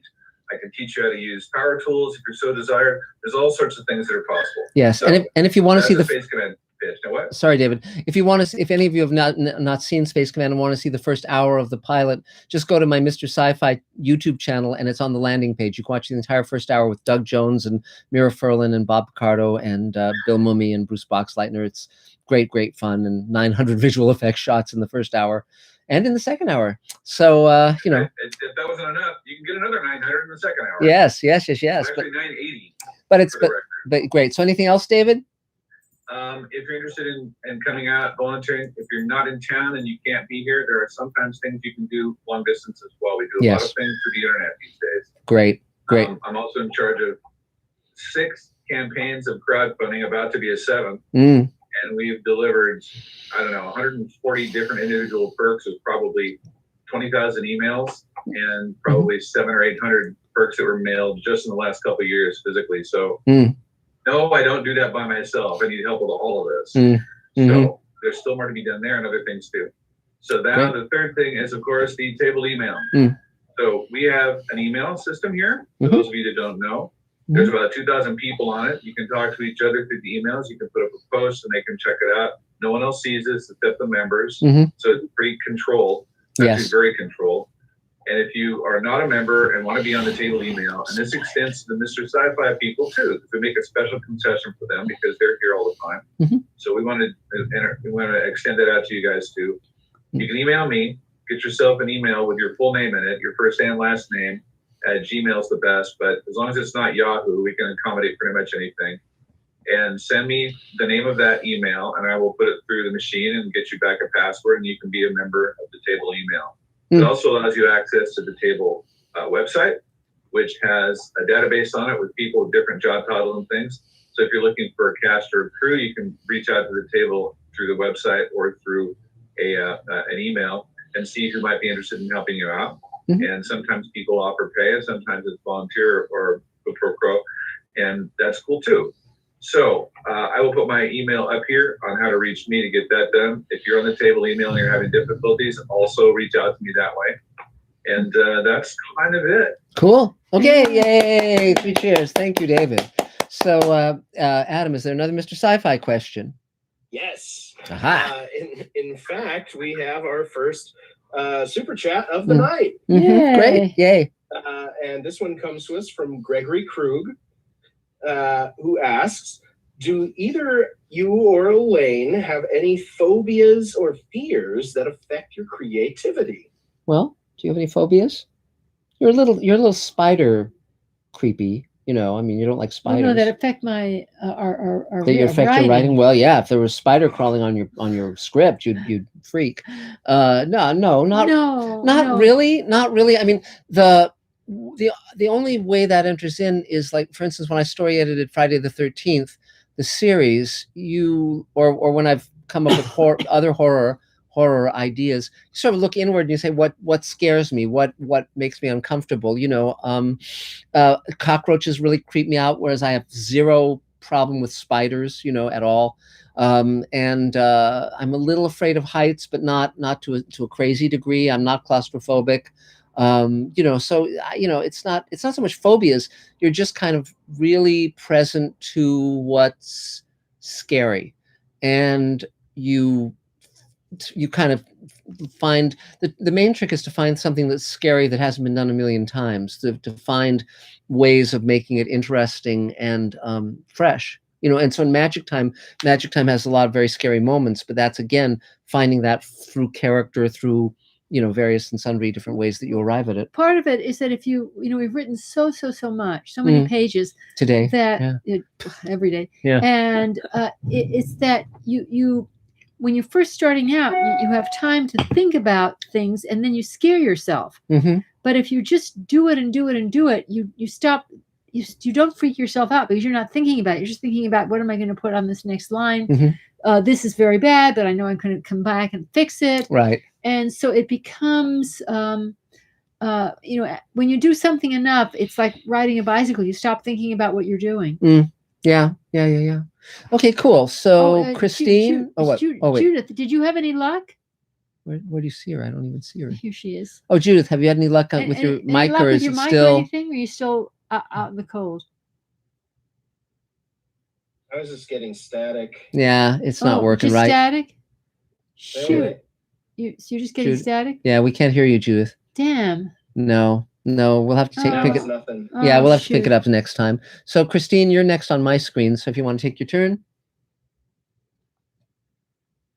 There we go. Good. Hi, I'm Mary. I am a personal assistant open to working concepts, otherwise known as looking for work. And I've been a table member for, I think, 3 years now. Cool. And just got here, I was like, I don't know what I want to do. And I accepted many different things that fellow table members just kind of figuring it out.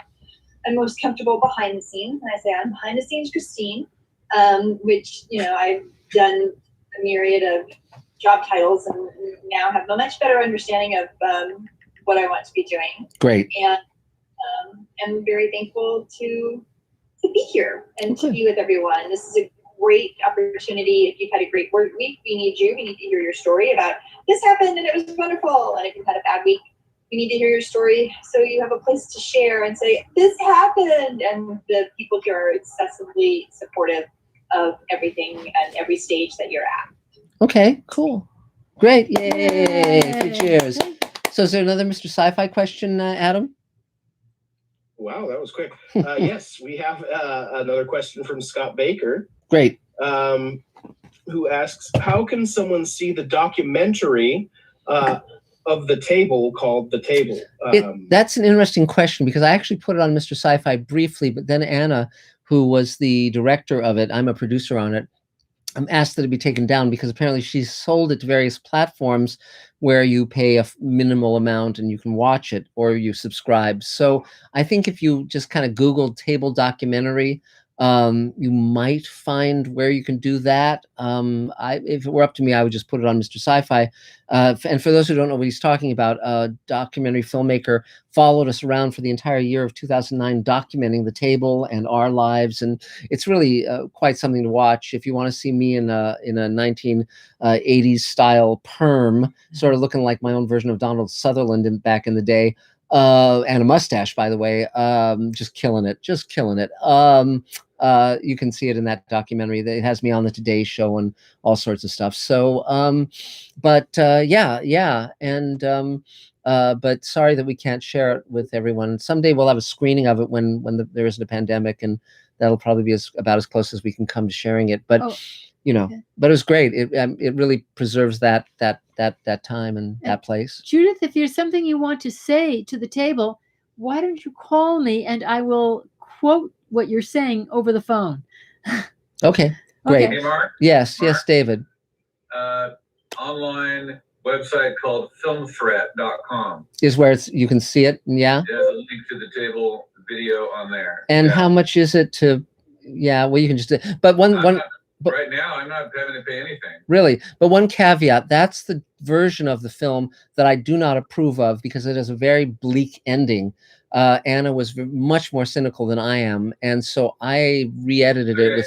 I re-edited it with Dave's help to have an ending that was more appropriate. Because basically, the ending that she wanted was that I help all these people and their dreams come true, but none of my dreams come true, and I'm just kind of walking into the ocean like James Mason at the end of A Star Is Born, and that was really inappropriate considering the fact that I had just closed a deal to write a book with Guillermo del Toro, and I was doing all these very active things in the industry, and it didn't represent that. So when some of the table members were appalled at how it misrepresented me, we went back and popped open the hood and kind of monkeyed around a little because I won the Saturn Award and stuff that year. So But she didn't want to change it because her view of reality was very, very dark. Yeah. So she sort of mushed the material in that direction. But still, change it. But I'm very, very glad she made the documentary because there are certain table members who are sadly no longer with us, like Jim Troche, who was a very dear soul, and of course Jim Metropol is in his at the height of his Jim Metropolness in that documentary, and so it's great to have that all preserved. So it's like it's also on Amazon Prime. Yeah, but again, those would be the version. That's the wrong one? I mean, it's close enough. I mean, if you just discount the ending, which has me walking into the ocean and while someone sings baby it's cold outside or whatever. But other than that, it's really interesting. Okay, so let's see. So Jolyn Crofts, go for it. Hi, everyone. Great to be here again with all of you in solitary. And I've been a member for a couple of years now. Wow. I don't know how many, 4 or 5 years. Huh. And it's because of, Mark and Elaine that I became a producer and started working on the sets and understood exactly a little bit of what's going on in the world. And I couldn't thank you enough. And I was also the director of submissions for Burbank Film Festival for a couple of years and director of submissions for Social Cinema. And I wanted to know what I can do to help independent filmmakers, because I noticed we really didn't have time to screen everybody's films. And also we didn't have time even to screen the ones that were good. And that broke my heart. Because I've been on the film sets and I know that they spend the last dime on making these movies. Their lives goes around it and then nobody sees it. It really broke my heart. And I want to do something in this world. I think most of us want to do something productive. And I came up with the idea how I can do that and make people really watch these great films. So I came up with an idea and somebody approached me and said, oh, this is a great idea. And we started, I will put that in chat for you, a streaming channel called The Flick Fest. And check it out. And I will put it out there for you. We have about close to 200 some films right now there. Wow. And that's what we do. We bring the audience. We are tweaking the website a little bit to make it more robust. And we haven't opened it up. We haven't launched it yet. What I'm doing right now is really collecting great films. And you can see by looking at some of these posters, they're really good films. But that's what I do. That's what I want. That's what I provide for the independent filmmakers. I want to go to bed every night and know one filmmaker's film has been watched by as many people out there. Because I believe, and I always say this, a film is like a piece of art. You don't want to hide these paintings. Have you seen these movies where people steal the piece of art and they hide it in a basement somewhere? And I said, no, that's really not what filmmakers should do. Films should be out there to be watched and viewed. And that's what we provide. And another thing we provide right now, we're running a contest where we're providing $5,000 for the first winner, $2,500 for the second, and $1,000 for the third winner. This is the least we can do to start, bringing some cash into the pocket of the filmmakers who put so much talent and creative and money and time in it. And we're going to continue doing that. So this one's, we just started. We haven't even launched yet. We just started, and this one deadline is March 15. And then I'm going to be announcing the winners March 29 on a live streaming. And another thing that we do, we already actually started doing that. We are looking at some of the films that we think are TV worthy, meaning we already are 3 of the films that have been submitted to us and are streaming on our website. We are negotiating with television networks to screen them. And then the television networks, let's say I have no idea how we're going to go, which way financially. Let's say, don't quote me, these are not real numbers. Let's say they offer, I don't know, $10,000. And then we provide, 25% or some percentage in conjunction with the filmmaker. We provide that to the filmmaker. Oh, okay, great. So we already have our eyes on 3 of the films. So that's another thing that we do. Continuously are going to be doing that now. For the films that submit, we take them to television networks that we have contacts with. Great. That's wonderful. And once they stream, we provide that royalty to the filmmakers. Great. That's great. Third thing we do is as films come in and we watch them, and we find the ones that we really love, in terms of the director or producer or writer or whatever, we contact them and we are going to fund a film. Oh, great. So we will pay for them to make a film for us. So if we like the director, we will approach this director and say, hey, we have $100,000. We want to make this film.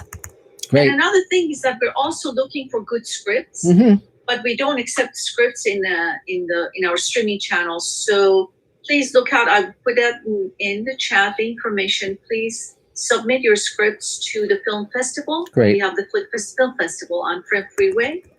And as we're reading the scripts, we also go after good scripts. Great. So we will buy a script and then we will turn it into a film. Oh, great. Well, that's great. So these are, very small things we can do.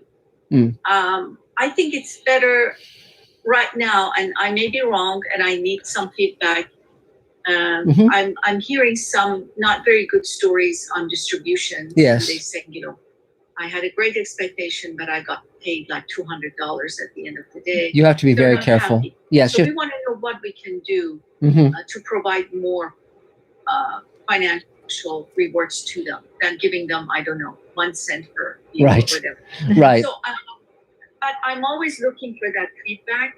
Please, we're just launched. We haven't launched. We will be launching in about a month or so. The baby. Yes. And any information you can give me is important. Yes. So in the future, we want to pay per click or however, but I need that information from you. Yes. Another thing is, so this is hopefully what I provide. One thing I do want is not related to film. I'm an environmentalist, and I love to, of course, I lived in Venice Beach for 11 years, for crying out loud. So we were cleaning the beach once a year. I was one of the people who volunteered, and we were going across the beach cleaning and did a lot of things. My love is in plants and creating a lot of trees and plants. But I really don't know how to get involved with environmental companies or groups or anything, because I think that's another thing I want to contribute to this world, is anything I can do on that, as a volunteer, obviously. Yes. But I'm not sure what I can do.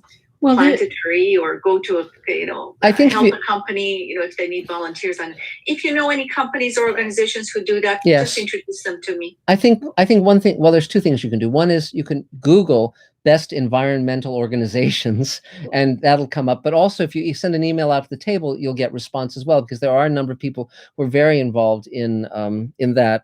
Two people I give money to are Nature Conservancy and Greenpeace. And if you just Google them, I'm sure they have volunteer opportunities. Yes. Nature Conservancy and Greenpeace. Yes. And interestingly enough, one of my friends actually created the ecology symbol. And he sadly is no longer with us. His name was Ron Cobb, and he was quite remarkable. And but yes, that sounds great. And then in terms of the returns on investment or relating to that stuff, distributors who cheat people and so forth, definitely Film Independent would be able to advise. But also, if you just look at the most successful indie films and just contact those production companies and just say, hi, this is who I am and what I'm doing. And I'm not calling to pitch anything. I just want to talk to someone who might be able to advise me on how to do this properly. They'll talk to you. They really will, because people like to share both the good and the bad stories, because they don't want other people to have to go through all the shit they went through. And so I don't know if you've seen it, but if you haven't, look up Living in Oblivion. Living in Oblivion with Steve Buscemi about it's about a bad film shoot, but it's just a comedy. It's about a very sad film, but that won't be instructive in terms of what you're talking about. So just for fun. Yeah. So anything else? I will. Thank you. I appreciate it. Okay. Okay. Well, great. Yay. 3 cheers. So Adam, is there another Mr. Sci-Fi question? Yes.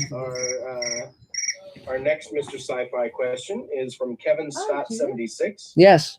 Hi, Kevin. Asked, have you guys been to the Space and Rocket Center in Huntsville, Alabama? Yes. Largest spaceflight museum in the world. Yes, I have been there many, many years ago, and it was terrific. I mean, I've been to the Johnson Space Center also, and the Cape, and all of these things, and JPL, and Vandenberg, and I mean, it's amazing when you see, you know, the mission control and these huge Saturn V rockets, and I saw one of the Mars probes being readied in this little isolation thing with everyone in their masks and their little booties and all that stuff, so they wouldn't contaminate it.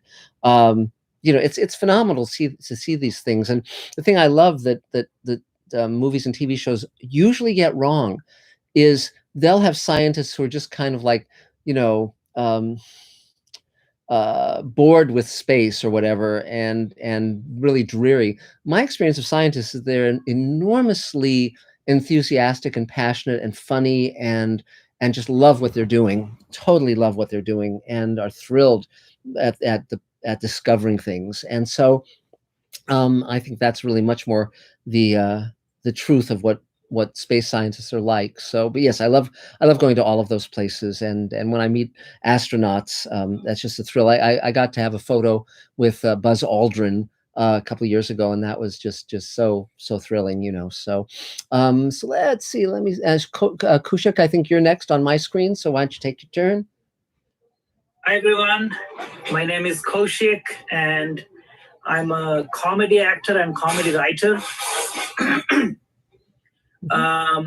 So last year was a very productive year for me. The film that me and David we made, Junk DNA, that was ready, and we put it through to a few film festivals. And I think, I mean, I'm very encouraged to hear what Jolene just said. And I will talk to David, but what do you think, David? Maybe that would be a good place for us to send our film. It sounds very, like, I mean, I'm very, inspired to hear that you put out such a great platform. That's great. And we know someone there too that might want to see the film. Oh, that's Jolene. Oh, right, yes, right. Yes. That would be Jolene, right? That's funny. Yes. And one thing I want to jump in with, Kaushik, it's, you know, it really is enormously helpful to work with people that you know and trust and like, and where you don't have to watch your back. You know, I mean, this everyone I know who has a successful career builds that team of people who really, really, really they can rely on. And so again, the table, you know, obviously when you get up to several thousand people, you have to say to everyone, you know, do your due diligence. But it's great that we can be of help to each other in supportive ways. So 3 cheers. And like going by our own little things that I do, I did 3 student films last year. And from whatever the small experience I have as a producer and director, the first thing I did is I called up my friends. Adam, Thane, would you play this role? Would you, And in fact, when I was writing those scripts, I wrote them thinking of like those characters, like that person would fit great into this role. And then once the script is ready, the first thing I would do, I would call that person because I trust them. I know that if they say yes, they will not back out at the last moment or something, So I guess it's all about trust, how you like other people and, Yes, it is. It really is about relationship. Unless you want to be pretty miserable. Right. And also you know them, so it's also you're hanging out with the person for 12 hours, sometimes 2 days, and you definitely want to hang out with your friend, somebody you know very well, and you enjoy hanging out with them rather than a stranger, So No, it's true. We once had a panel on showrunners, and we asked someone in the audience asked what percentage is talent and what percentages you just like them. And it was 50-50, 50% their talent, but 50% they just have to like them because it's too hard to work with someone who is a goof. I think once Mark told us about the director, I can't remember the name, and I think he famously said, like somebody asked him that, how do you work with talents, or like how do you choose talents? He said, I don't work with talents. I work with my friends. Yes. Yes. And that's true of many, many, many of, I mean, Guillermo and James Cameron and all of these people. You see them constantly working with the actors that they really love working with. I mean, for instance, Guillermo, of course, loves working with Doug Jones. Who doesn't? And, you know, and so he uses him over and over and over again because Doug is great and has a wonderful heart. So yes, absolutely. And then, because the lovely thing is, you know, it's so hard to make anything, particularly anything well. You don't need people to bring their drama and bring their, you know, they just broke up with their boyfriend or whatever. No, the people who show up are there to do the job. And when it goes well, it creates magic. And so that's why when you find those people who really deliver for you, you just grab them and don't let them go, you know. I think you would rather, you know, sacrifice with a little, like more talent that you might have. Yes. With somebody who is a stranger, you have no idea who that person is. Yes. And stuff. You know, you would rather, you know, compromise on that Mhm. and go with somebody you completely trust on. Yes. I would definitely do that. Yes. Yes. Yes. Yes. Because they're invested in you, and sure. So is there anything else you need, Kaushik? Quickly, I think last time I told you that I am in a class Mhm. and I'm writing my first multi-cam TV pilot. Great. So I'm halfway through, very close to finishing. And next week I'm starting with another class, and I took your advice on that because I had the option of joining film script writing class Mhm. or a TV writing class. Mm. But I took your advice and I joined the TV writing class. Yes. Because I think it will be good to have a single cam pilot ready. You know, Yes. so multi-cam and a single Yes. cam, because Sure. that's like a nice combination for anything I want to do in future or send to agents or try to sell or whatever. So Yes. I'm starting that next week. Great. Yay, good for you. Well, 3 Yay, cheers. all Congratulations. right, all right. Yay. Great. So Adam, is there another Mr. Sci-Fi question? Yes, our next question is from Mark Lungo. Hi, Mark. And he asks, how will the Space Command characters be affected by the political situation on Earth? Well, they'll certainly be very affected by the political situation on Earth in their time. It's a real balancing act when you're doing science fiction, because you don't want to be so specific to the moment that, like, for instance, there's a Twilight Zone episode about a haunted car where you have to tell the truth, and at the end of that episode, they sell the car to Nikita Khrushchev. Well, that's kind of creaky now, you know. Whereas there are other Twilight Zone episodes, of course, that are eternal and wonderful still. So you know, as much as one would like to be, but the other episodes don't have Artie Johnson. no, that's true. That's true. But, or Jack Carter for that matter. But you know, it's Well, the thing is that throughout history, there's been a conflict between citizenry and governance. And so when you look toward where that slips to the right or the left, you know, let's say to there's the always good or the grist for the bad, mill. there's always Yeah. grist for the mill. And things happen, if you're a history buff, over and over and over Yes, because of yes, certain kinds of yes. attitudes which are not good for the body politic. The- So if you don't really need to be that specific for it to Right. seem specific. And the real challenge is to try to see things fresh and see things with clarity, where you're not just going to the cliche, where you're saying, okay, what do I really think about this, or what is this really, you know, you're trying to get to the heart of it, and that's the challenge. Yeah. But when you do it right, it's great. Because then it's not about a broadsheet. No, that it's you've about, written. and it always has to be through the lens of those characters and what they care about in their heart, and you know, and so that was, you the know, ideal is to put two people in conflict who see the world through radically different Yeah. ways, and then you it's fun. sort it out between the two of them. Yeah, and then we figure it out. Yeah. So let me see, and also to remind everyone, make sure your mics are muted if it's not your turn, just so we don't get like more noise. And so Lydia Torres, you're next on my screen. There, she's unmuting. There we go. Go for it. Oh, we can't hear you. Hear me? Yeah. Oh, there you go. In little bits and pieces. Yes, yes, Uh-huh. yes, yes, Yeah, yes. uh-huh. Okay. All right. Hi, everybody. I'm Lydia. I think you have to stay closer to the mic. I'm creator, working on a couple of projects right now. A little sci-fi, which is a quickie 8-minute little film I'm doing. Great. And then I'm also. Oh. Yeah, just give me a second. Up.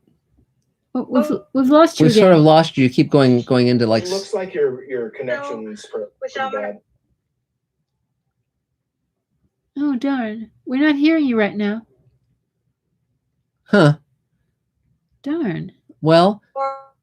Yeah, Lydia, we're only getting a little bit of. And recite my poetry. Okay. Getting flimsy connection. But anyhow, are you back now? You're coming and going. You're coming and going.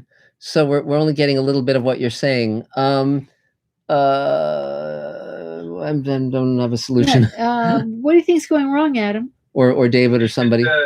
Log off and reboot and try to log back in. Okay, we'll come back to you. Yeah. Try logging out and logging back in. Maybe we can. Yeah, maybe if you want to, because we've got some sort of bad connection. We're getting 1 minute and 10. Reboot the computer too. If there's any way to, like directly connect your computer, like via Ethernet or something, rather than Wi-Fi, that usually helps. And also remember, guys, that if your computer has a slow connection speed, if you have an iPhone or something like that, you can just click the link via your phone and be on like a link that way, which often is better and faster. So. But Lydia, if you want to try those things, we can come back to you, and that'll be great. Okay, great. See you in a minute. So, Adam, is there another Mr. Sci-Fi question? While we're waiting, yeah. Let's go to another question from Ferdberg Laboratories. Mm-hmm. We were talking earlier about Hal Holbrook. Yes. And they're saying Hal Holbrook's passing reminded me of what a great actor he was. Yes. Also in sci-fi and horror films. Yes. Do you have any personal favorite films starring Hal Holbrook? He was great in everything I ever saw him in. I loved him in. I was just watching Lincoln, Spielberg's Lincoln with Daniel Day-Lewis, and he's in that, and he's great in that. He did a terrific TV show called The Senator. It was around I think the late 60s, early 70s, and which was really, really well done. He did a great episode of that with Will Geer, where the two of them, Will Geer later played Grandpa Walton, but my gosh, the two of them acting together was just phenomenal. And he was also in a really goofy science fiction movie called Wild in the Streets, where the hippies take over and put all the older people in concentration camps and give them LSD. And so I haven't seen it since it came out, but I think it's high time I watched it again. But how Capricorn 1. Yes. I mean, another great bad sci-fi movie. Yeah, but Hal Holbrook was just one of those actors who always delivered. I never saw him bad, period. And never bad. Yeah, but his Mark Twain was really a whole different thing, because he basically invented the one-man show doing a writer, basically, or I mean, and he was so great at it. There have been other people who've taken on one-man shows as Twain, but they don't hold a candle to how terrific Hal Holbrook was. He was really, and his book on Mark Twain Tonight has such an enormous amount of Twain material, and he talks about how he selected it and honed it, and it's just really, really interesting. So he was and he's a wonderful writer as well, Holbrook. He can really, because his prologue is about 100 pages and it's wonderfully written. So, I mean, he outlived Mark Twain by 20 years, because Twain died at 75 and Hal died at 95. So he had a good long run, and but he was really quite a talent, really, really quite a talent. So let's see. So now I'm looking at when we saw his show. Well, we saw several times. Yeah. But at one point behind us, there was a husband and wife. Well, that was with you. You saw that. I didn't see that. I wasn't there that time. Oh, well, I was watching it, and behind me there was a husband and wife, and the wife was really enjoying it, but the husband started to say, "I can't believe this. I can't believe what he's saying." He was getting offended. He was getting offended because Mark Twain was somewhat political, and although he was only saying Mark Twain things. This is during the Vietnam War era. And so the fellow was getting very upset. He said, "I can't believe this." It's like he's, getting terribly upset. Mm-hmm. So he said, "Let's go." And she said, "No." So he said, "Well, I'm leaving." And he huffed and he puffed and he started up the aisle, and then she stopped, and he turned back and he said, "Fuck you, Mark." Mm-hmm. Yeah. And then Hal Holbrook just looked down for a while, and so somebody in the audience said, "Leave, man." And the fellow turned on his heel and left, and the wife stayed. But the fact that he said, "Fuck you, Mark," yes, when he had bought into the character for all of that, and so it was an interesting turn of events. It was an interesting turn of events, and then he got back to work. He just went right back into the character. And just FYI, this is the hardcover of Mark Twain Tonight, signed by Holbrook, and here's this, and then this is the paperback version, also signed by him. But you can find these on eBay probably for not much money. And he also did record albums, and I think Google him, and you'll find some great material to really entertain yourself. Another Mark Twain thing I can recommend is Garrison Keillor did a reading of an abridgment of Huckleberry Finn that was very, very good, and so that you can probably find that on the internet as well. So let's see who's next. Mark Gushewitz, the wonderful Mark Gushewitz. Hello, how are you guys doing? Great. I have a question for you before we get started. Sure. You had referenced earlier a Jimmy Troche? Jim Troche. Yes. Yes. Are you talking about the quadriplegic guy? Yes. Yeah. He was a table member for many years. We helped him do a pilot with Bryan Cranston that he starred in and wrote and produced. If you watch the table documentary, you'll learn all about him. He was also, of course, a regular in Highway to Heaven in his youth. And he was a really great guy. He was in the chair then. Yeah, he was a quadriplegic when we first met him, but he was so He good. was a teenager. But he was so good at just being funny and human, and the fact that he was a quadriplegic just kind of fell away, and you just saw him as him. And he was always funny. Like he was terrific. He said, a lot of people would say, "Well, being quadriplegic, isn't it hard being a writer?" Mm-hmm. And he said, "Well, it's easier than the job I had before, flipping burgers." Yeah. Yeah. He'd always get people comfortable by making them laugh. Mm-hmm. It's interesting because the reason I asked was over the last year, I find myself talking about him a lot, and I was not aware of him until last year because I had started watching Highway to Heaven again. He's in 7 episodes. Yeah. And the reason I know 7 episodes is because then I did a podcast interview with somebody, and we were talking about actors with disabilities. And some people think, oh, actors with disabilities, they can't really perform. Yeah. Somebody who's a quadriplegic, how can they really move? And I would bring him up because in those, he didn't actually act in a lot of stuff, but in those Highway to Heaven episodes, he proves that a quadriplegic can do the job. Yes. He's real good. Yes. And so, and I know he did something with Bryan Cranston that I think you can see online. Yes. Some kind of comedy piece about. They're great together. They're great. He's in a job interview, and Bryan Cranston. Well, he's meeting with a studio executive. And Bryan Cranston is really dumb, and it's just very funny. And but the documentary on the table goes into Jim's life a lot, and it's really, really great. Very, very. I'm really glad that we got that documented. He's terrific. It's just interesting because I find it very ironic that I've been talking about this guy a lot, is because a lot of talk about diversity in movies and stuff like that. And one of the things that I've been talking about is disabled actors. Yes. And his name always comes up because, like I said, I started watching Highway to Heaven again. He's in 7 episodes. Wow. He's a reoccurring character, his character. So anyway, all right. So I just wanted to make sure you were talking about the guy that I thought you were talking about. My name's Mark. I'm an editor. It's been a pretty slow year so far, but can't complain. It's been slow for everyone because of everything that's going on. I've been trying to utilize the time to keep moving forward on my own stuff. Great. Short film's almost done. I'm just waiting on Earl with the sound, but I'm really looking forward to that. And I've started putting together a website/podcast all about movies that are unseen, underseen, maybe misunderstood, sort of to be revisited. I'm real close to finishing the website. I still got to write the reviews to put on it. And then, of course, we'll be doing a podcast where I'll be inviting people on to talk about movies that they think are unseen. It's going slower than I wanted it to, but I'm a one-man band, so as long as it keeps moving forward, I'm not going to worry about it because it is actually continuously moving forward. I've not let this stop one bit. Good. So that's kind of what's going on with me. Not a lot. It's the same story as every other week. I did want to go in one direction with this conversation because a lot of times I'll ask Mark a Space Command type question, but I actually want to gear something towards David Bartlett. Yay! Hey, David. And because David Bartlett is always telling these kind of really neat stories of his experiences every week. And he has actually worked on 2 movies that would fit my website podcast. One is a movie called Fresh, which I'm not going to ask him about, but if people haven't seen it, you should check out the movie Fresh.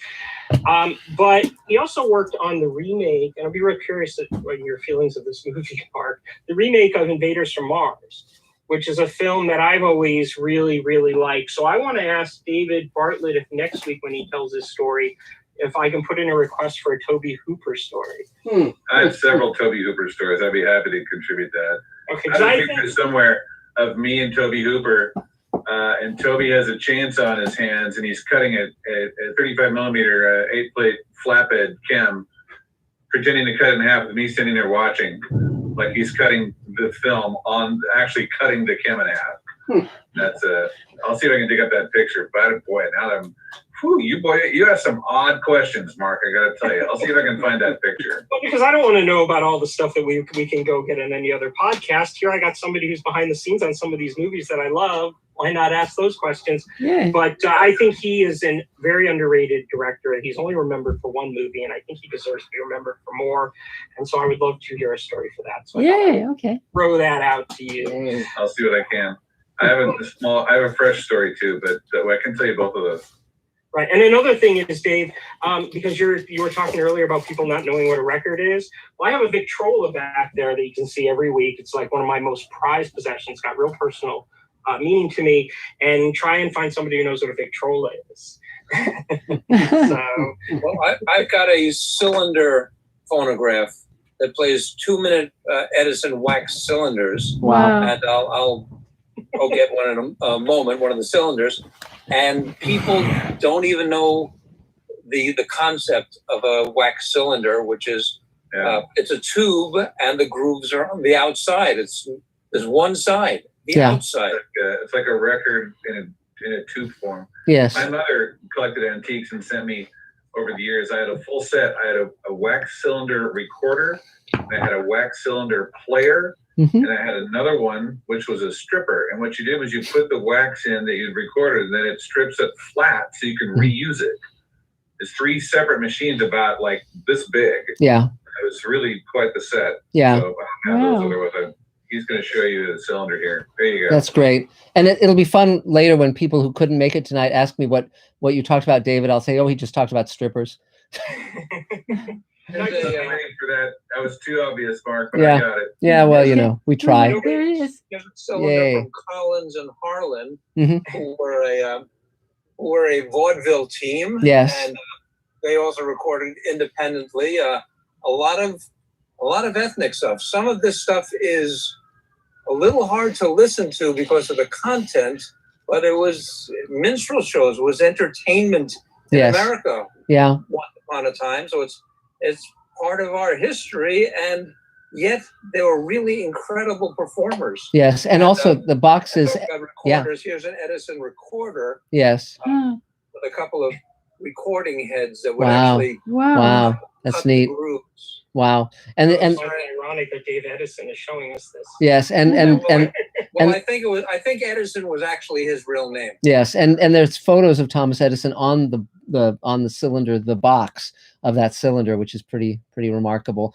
And a lot, because he invented the wax, disc and the movie projector and all these different things. So just amazingly brilliant man. And I just find it weird that people don't know their history and they ask what records are. And like I said, the Victrola, which was my grandfather's Victrola, and I told the story once before. I think you guys will hear Mark and Elaine about how much my grandfather means to me and why I will never quit going after my dreams because of my grandfather once before at the table. And so, as he says, nobody knows what records are. Every week you see this thing sitting behind me, and nobody could probably tell. A lot of people probably couldn't tell you what it was. Yeah. Wow. But anyway, so yeah, that's me. Basically looking for work. Working with a friend of mine on a couple of sizzle things, so hopefully that he's got connections over at Netflix and such. So hopefully that'll take off. But anybody needs an editor, I'm available right now, and I'm willing to help out in other ways as well. Cool. Right? Okay, yay. Thank you. Okay, yay, 3 cheers. So, Adam, is there another Mr. Sci-Fi question? Yes, we have our next question. Another question from Scott Gamble. Can you comment on where you plan to go with Mira's character in light of her tragic passing? Yes. Could you give some of her traits and your plans for her character to Yelena? We can't really do that for various reasons that you'll see when you see the second hour. But I was thinking that Yelena would be great to do the audio book of Mira's memoir if they publish it. So I should mention that to Garan. But the well, you know, Mira was going to be a continuing character throughout the show, and she had a big arc in the first season. So now Elaine and I are rewriting that because we don't want to recast her role at all. It would be unthinkable. And so what we're doing is finding a good way to end the arc of her character with what we've shot.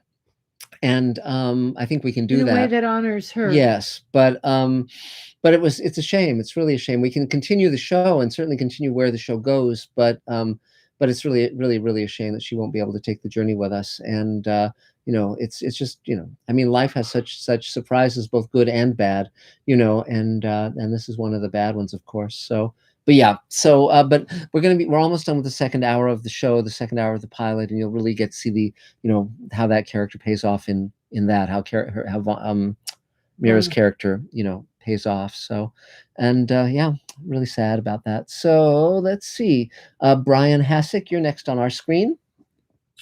Hey, how you doing? Brian Hassick, filmmaker and writer and artist, everything.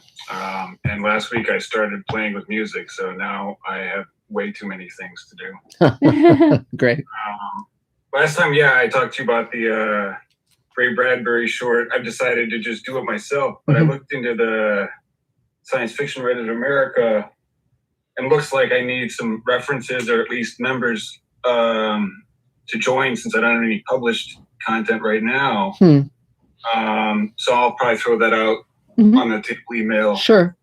And, you know, I've been getting samples together, so people want to make sure I'm legit first. Well, I mean, but also if you've had short films or anything that's been out in the world in film festivals or online or whatever, I mean, you know, there's ways to kind of, you know, talk to the organization, and they can, you know, they can make a determination, you know, but yeah, absolutely. It's a very nice group.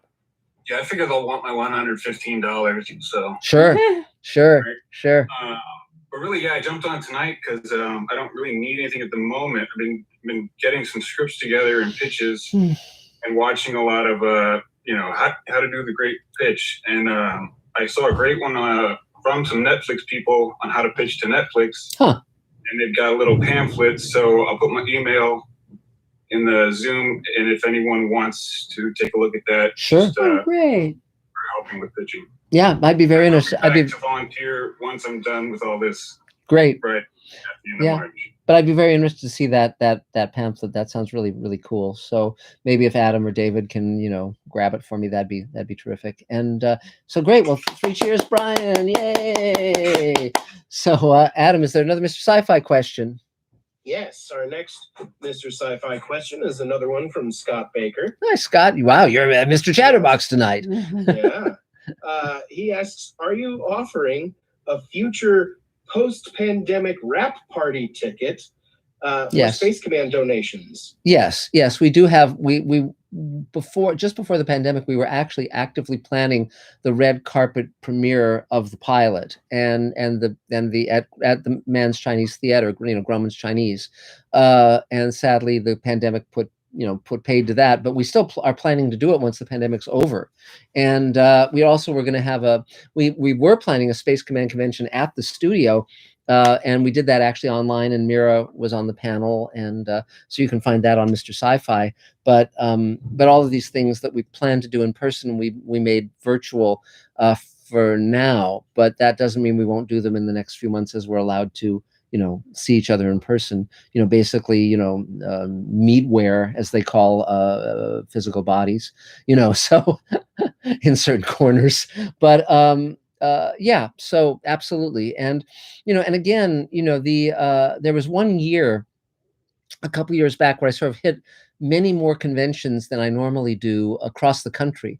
And I went to Worldcon and World Fantasy Con and New York Comic Con and on, and just meeting fans, showing the Space Command pilot the first hour and spreading the word. And I enjoyed it. But again, I can't do that all the time just because Elaine and I are both so busy making things. And but yes, we'll definitely make sure that we're going to, allow people opportunities to be to meet us and visit the sets and all that stuff. Of course. You bet. So let's see. Michelle was next, but I'm not seeing her. So are you there? Well, let's go to Brandon and then we can go back to Michelle. So Brandon, you want to grab it? Hey guys. Hi. Brandon, actor, and I'm really glad to actually finally be on the West Coast. I think the last I done one of the Zoom ones since the pandemic, and then I've been to two at Marie Callender's many moons ago at this point. Yes. Yeah, so I picked a lovely time to move across the country. Yes. But yeah, no, I don't really need anything. I just want to make sure it's like copacetic to on the table list. I recently recut my main demo reel. I was talking to Mark. Oh yeah. Yeah. Is it okay to put that up and be like, yes, what do you think? Yes, you can put it. Yes, absolutely. It's fine to put a link.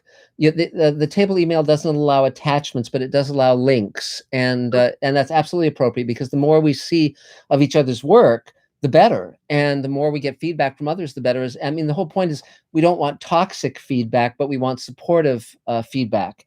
And yeah, it's totally 100% okay. Yeah, absolutely. And for what I can. Because I'm happy that I have compulsive helping disorder. So needs, I have a Black Magic, a bunch of really nice old Canon FD glass. I have other bits and bobs and lights and David, and a mask, lots of masks. So there's obviously, I'll get a Q-tip and everything. Yeah, but David Bartlett will definitely want to have a conversation with you, I'm sure. So because we have a lot coming up that we're going to be doing, and we want to, again, as I said earlier, we want to make sure that everyone is safe. That's our primary concern, but we have a lot coming in the next year, so there'll be lots to talk about. Yeah, thank you. Wow. And thank you guys especially for the episode you did about Mira Furlan. My sister and I grew up she was her and both Andrea Kostelis, whom I will always mispronounce because that, but yeah, the two of them. Yeah, Babylon 5 and Next Generation really shape a lot it. Yeah, so, well, it was. Oh, well, you're welcome. But I'll tell you several things about Mira and Andreas. When I wrote for Babylon 5, and I also brought, I'm the one who brought Joe Straczynski into the business. I guaranteed him as a story editor on Captain Power, and those were the producers he ultimately ended up creating Babylon 5 with. So I developed Captain Power for television. I spent a year developing that show. When we were working on Babylon 5, I was a producer around that time. I was a producer at, I think, Paramount. It was either Paramount or Universal, and I invited Andreas Katsulas onto the lot. I took him to lunch. I treated him to lunch, and he told me at that lunch that I was the only producer who had ever taken him out to a meal. And it was so amazing because he was such a phenomenal actor. And for many years, I actually had his face prosthetic as Jakar on my wall, and he was terrific. And Mira, when I first met Mira, she was just so different and interesting. And at the wrap party for the first season of Babylon 5, I said, I want to work with you again. And it was many years, but finally, I created the role for her on Space Command. And I'm so glad I did, because she was not treated well by the industry at all. She was not happy with how she was treated on Lost. And the fact that we could come to her with such respect and such valid admiration for her talents meant a lot to her. She was such a talent. Oh, yeah. Yeah. Such, by all accounts, from every con I've ever seen and everything, such an incredible human being yes. as well. She was great. She was great, and she had a great heart. And just, so I'm so glad that we'll be able to share her performance in the prequel and her performance in the pilot, and and ripple effect. The episode we did during the pandemic. I'm so glad that she got to do a scene in that. So I mean, none of us, of course, expected that we would lose her so soon. But she was great, and I feel very lucky to have been part of that generation. I mean, I'm the only writer who wrote for both Deep Space Nine and Babylon 5. So, it's and also for Star Trek: The Next Generation. And so it was a bit of Benedict Arnold then, doesn't it? Well, it's funny because, Babylon 5 and Deep Space Nine were very different shows, tonally, and Paramount put a lot more money in DS9, but Babylon 5 really delivered as well. So they're both great shows. So, but go ahead. Is there anything else you need, Brandon? I just love to ask about the real thing, and I mean, at the moment, no, I'm just writing and building as much as I can until things are somewhat back to a semblance of normal. Great. I mean, a wax tube would be awesome. I just have a couple 45s of Yeah. the world. I was hip for that, but I don't have wax tube. You got me beat. So. Yeah, and it's really amazing because some of these early sound machines were not electrically powered. Like, for instance, the old Victrolas, you'd crank them and they would play the music, just resonating with the wood cabinet and the horn, and so it's really phenomenal when you think about that. And also the amazing, I was saying to Elaine the other day that the 19th century was so different from the 20th century, and the 20th century and the 21st century are not as different because, in the 19th century, you had to listen to people live playing instruments to have music, and you had to, there were no movies, there were no automobiles. My grandma, she passed away in 2013 at 98 years old. Yeah. She would tell us stories of the Spanish flu when it hit. Wow. In the last century. Yes. And those were every holiday, like hearing stories from her and yes. my great granddad. And yeah, the difference from like around 1900 to 2000. Yes. Yes. Yeah. Well, my grandmother was born in 1903, which was the year the Wright brothers first flew. And by the end of her life, she could fly on jet airplanes, around the world. So, I mean, it was an amazing, amazing period. So, but yep. So cool. Anything else, Brandon? Oh yeah, go ahead. Brandon, if there's, if you want to have the stuff that you're writing, like a table read. Yes. I'm part of a group that does those every week. Word. So Cool. I'm going to send you my email in the chat. Great. And, just shoot me an email asking about table reads, and I'll Great. get you in touch with that group. Cool. I appreciate it. Thank you. Great. Well, three cheers. Yay. So is there another Mr. Sci-Fi question, Adam? Yes. Next question is from Mikey Sue's 4. Yes. Who asks, what was the best ever script you both worked on? I guess it's the one we're doing now. Well, there was a great, I was a producer on Lazarus Man, yes, which was a Western series that we did a few years ago. And Elaine and I wrote an episode and it just flowed. It was, and it had Robert Forster in it, and he was great. That was a lot of fun to write. It was fun to write Ripple Effect. That was a lot of fun, just because it really came together very organically. And it was very, I mean, from beginning, initial concept to completed 2-hour episode was like 2 months. And that was pretty remarkable. But the piece with Robert Forster was was like a stroke of luck.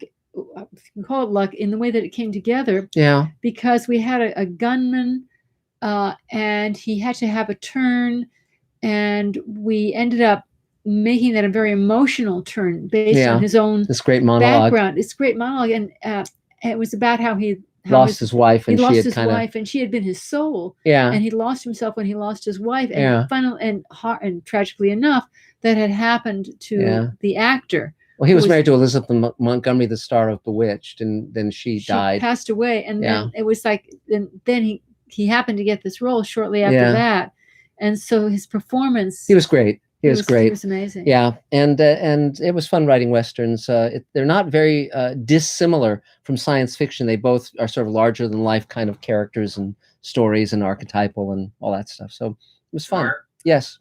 Michelle Hart has to leave. Oh, Michelle, Michelle, can you go for it. Can go you for take it. your turn? Go for it, Michelle. We tried you earlier. We tried but you earlier, but you weren't there. You disappeared. Yeah, go for it. Unmute. Unmute. Oddly enough, I have a meeting at 8:00, a Zoom meeting. So wow. Okay. Kind of crazy. Couple of odds and ends. Jolene, if you're looking for something local for your environmental stuff, I would contact Tree People. Yes. They are in Coldwater Canyon. Yes. And they are wonderful and do good things. You mentioned planting trees, and they do that. I did, in fact, by the way, see Hal Holbrook's Twain, which was incredible. I mean, one really started to think that's who it was. Yes. About, all these things about records.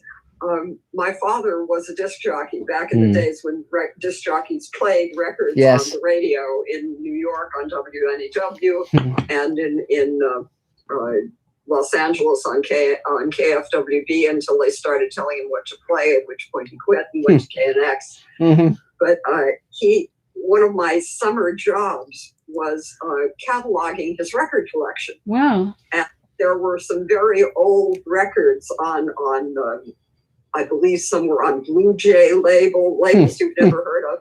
And they said clearly on the label that they were not to be played on the radio.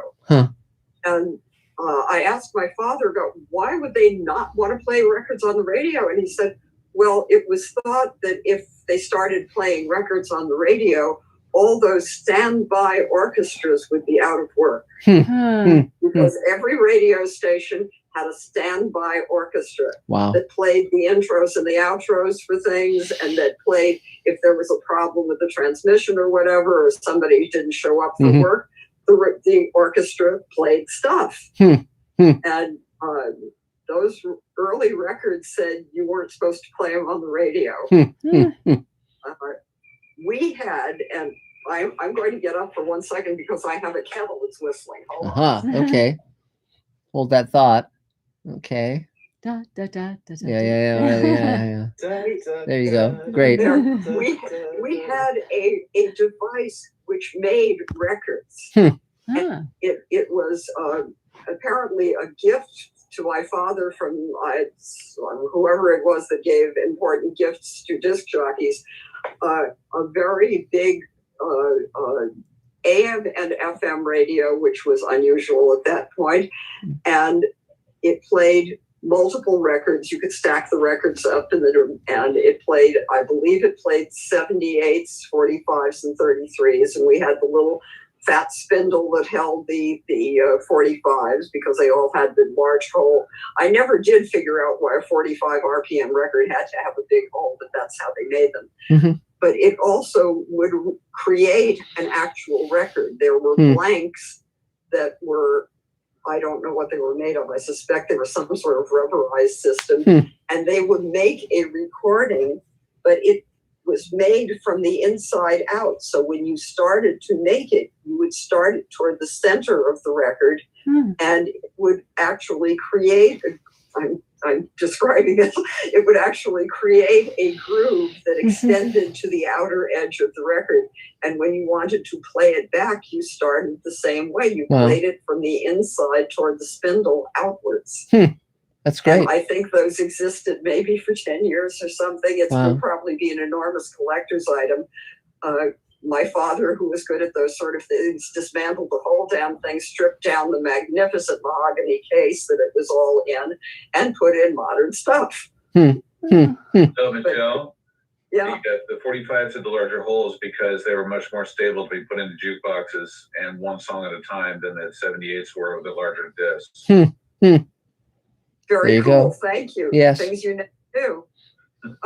By the way, that the wax cylinder that has things that are racially inappropriate, I would bet you that the African American Museum would like to have copies of. So I'm sure they do. There's no shortage of them. You can go to archive.com and listen to any number of wax or disc recordings. You can go to the USC, this is Santa Barbara. So it's UCSB archive that has hundreds of, if not thousands of recordings. It's amazing. I had no idea. I would have assumed that something like that was relatively rare. And Michelle, is there anything you need beyond just, I am we're just about Dave Edison has just about completely finished the reels that are being redone, and then I will have to post them. I have to update a bunch of stuff on all the casting sites. And then I think it's time to look for a commercial agent because I don't have any representation at the moment. Gotten a number of availability inquiries, and boy, howdy, am I available. I'm super available. But there seems to be a lot of work for older women on commercials now. I would have to be, talking about my arthritis, which I don't have, or various aches and pains that I don't have. Well, thank God. Either that, or I would be having to talk about how I'm going to spend the wealth that has been husbanded so carefully for me by some, I don't know, Charles Schwab or somebody, so that where I'm going on my retirement. Definitely not imminent. Other than that, I'm just hanging in there. Cool. And I would be interested if anybody wants to recommend where I would start looking at for an appropriate commercial agent, because I know there are many of them, and got good experiences with whom, and who is more likely to take on somebody who hasn't been doing a lot of work lately. That's great.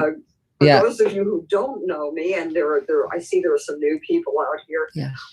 I've held a SAG card and an after card since I was 18. I've been a professional dancer both in ballet and jazz for many years. I was a principal with 2 small local companies, which failed because nobody backs ballet in this town, and still doesn't. And done a lot of dancing in shows. And when there was no dancing work, I took acting jobs. And when there was no acting work, I took dancing jobs. I am the rotoscope for Jana of the Jungle. I was a spy for several months on General Hospital, which was fascinating, because why would they have spies on General Hospital? I managed to be on the show for quite some time without ever seeing a hospital set or meeting a person wearing doctor's robes. So go figure. That's fun. On the other hand, I'm not a fan of soap operas, so maybe that's perfectly normal. Yeah. A movie that I actually danced in, or at least to some extent, just recently is coming out. It's called Music. It's Sia's movie. And I and a number of other over 50 dancers were working in it with very interesting costumes. And I think we're still in the shot. Who knows? It's from what I can tell, it's an extremely surrealistic movie, and it's probably going to be great fun to watch. So I did that, and I recently was a dance double for Barbara Hershey in a movie that was going to be called Crohn's and is now going to be called The Manor, Manor, and I think it's out, and Hulu or Netflix or someplace. I'll have to try and find it. You will not recognize me. Most likely, you'll recognize my feet in red point shoes, but about it.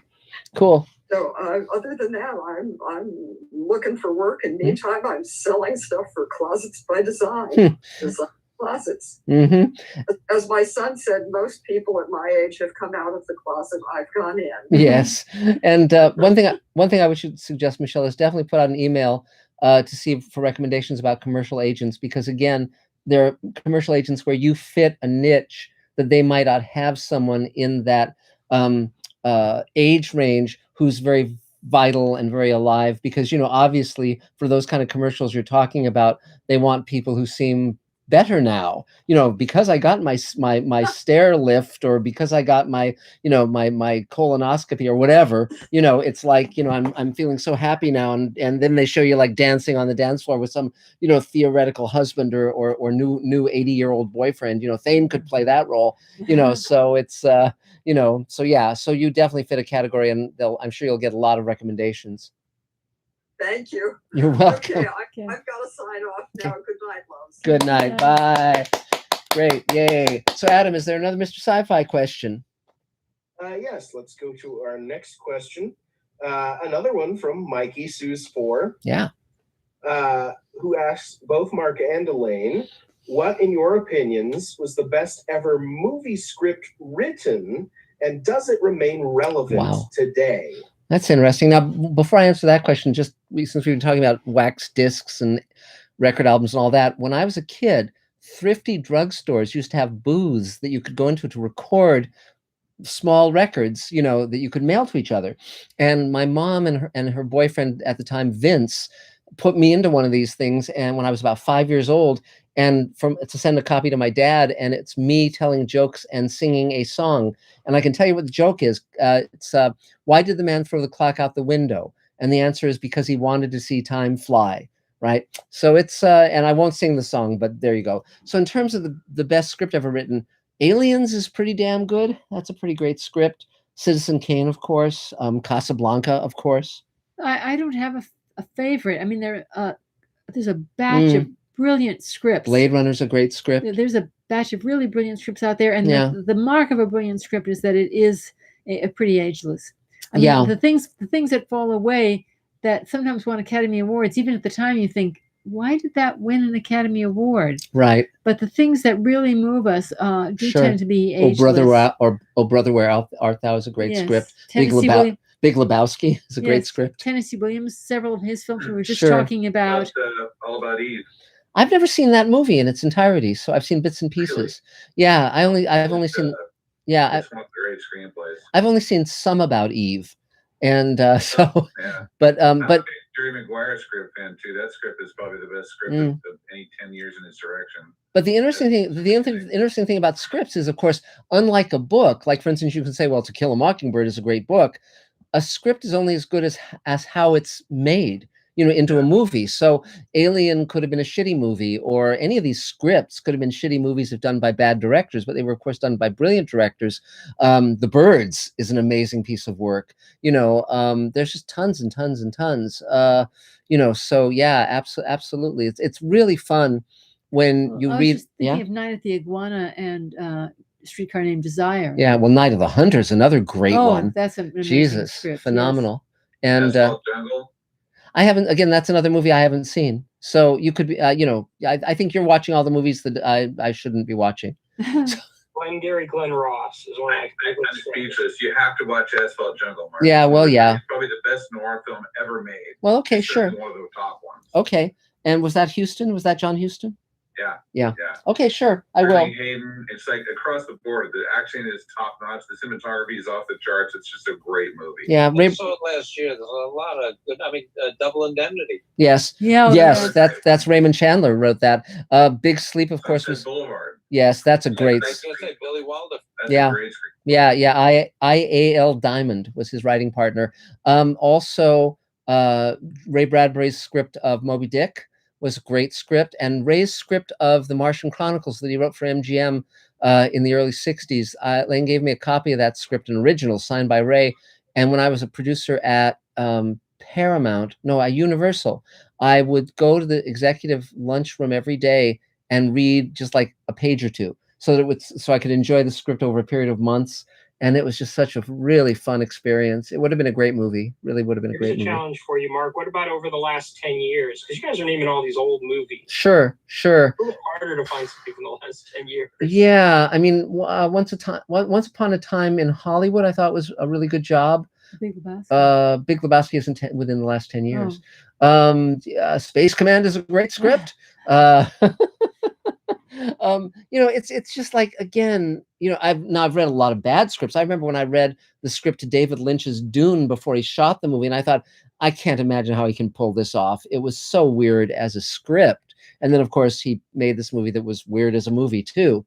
But Blue Velvet, of course, is a great script and a great movie. So, you know, but in terms of recent films, gosh, that's a hard one. I'd have to really look over what movies have been made in the last 10 years to see what works, what I really like. That Hitler movie, I forgot the name. Yeah, Jojo Rabbit. That was a really that really good. Yeah, that was yes. very, very good. And yeah, you find these things, you know, and the one great truth is you cannot have a great movie without a great script. You cannot take a mediocre script and make a great movie. It's impossible. So, you know, so the script is where it all comes from. And that's why so many directors are writers as well, you know, so absolutely. So great. So let's see. So I think David Goldenholtz, go for it.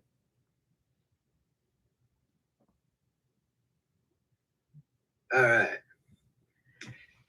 You can hear me, yes? Yes. All right, cool. So, as you all know, I'm David, as he just said. And I do voice acting, and I do some sound mixing. I also just got into 3D printing. I did it a little while ago. My printer is now finally working again. So, you know, if people need work on their things, then there you go. I'm working on it. If you guys need some work on your things, then I can help with that. But I guess nothing's new. Just still need work. Still just need help with everything. Cool. Yeah. Okay. Still looking for voice work, voice acting work. Have you put out the word to the table that you were looking for voice acting work? I have, yeah. I've put out a few emails. Okay. But, and do you have a reel attached, a voice reel attached, and that they I can? didn't put a reel attached to it. You should. You Oh, should. yeah. Because again, if they can't hear you, they're not going to know what your skills are, or what your variety is, you know. So yeah, absolutely. Because yes. If you ask people, most people, if they find someone that they feel excited about, are happy to share their contacts. Yes. But they can't risk getting burned. So it is critical that we always provide the evidence. Yes. Yes. Yes. Yes. Yes. Because we've helped several actors, but there was one actress that we really wanted to help, and we knew for over a year from the table, and she kept saying, "I'd like this, I'd like that," but she had no evidence. No. And then she shot a short, which was hilarious, just hilarious. And then we could help her. And then we could help her. And we didn't know anybody in comedy, but we knew someone in drama that we asked to bring it over to the comedy side. Division at Fox, yeah. Yeah. So, but then we had the evidence. We could say, look at this, look at this. Right. And yeah. So anything else, David? Not today, no. Okay. But, okay. You guys have a good day. Thanks. Yay. 3 cheers. So Adam, is there another Mr. Sci-Fi question? Yes. We've got another question from Scott Baker. Great. Who asks, did you read the news about the 2 teens who just discovered a 4 exoplanet system around the Centaurus star? How fun. No, I hadn't heard about that, but I think it's so great that people are basically they're using the internet and all these great tools to find exoplanets by having thousands of people around the world search for them. I think it's terrific.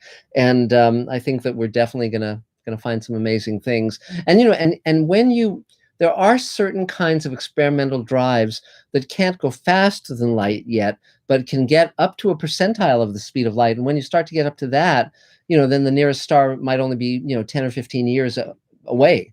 And then it starts to become something that people could theoretically actually go to.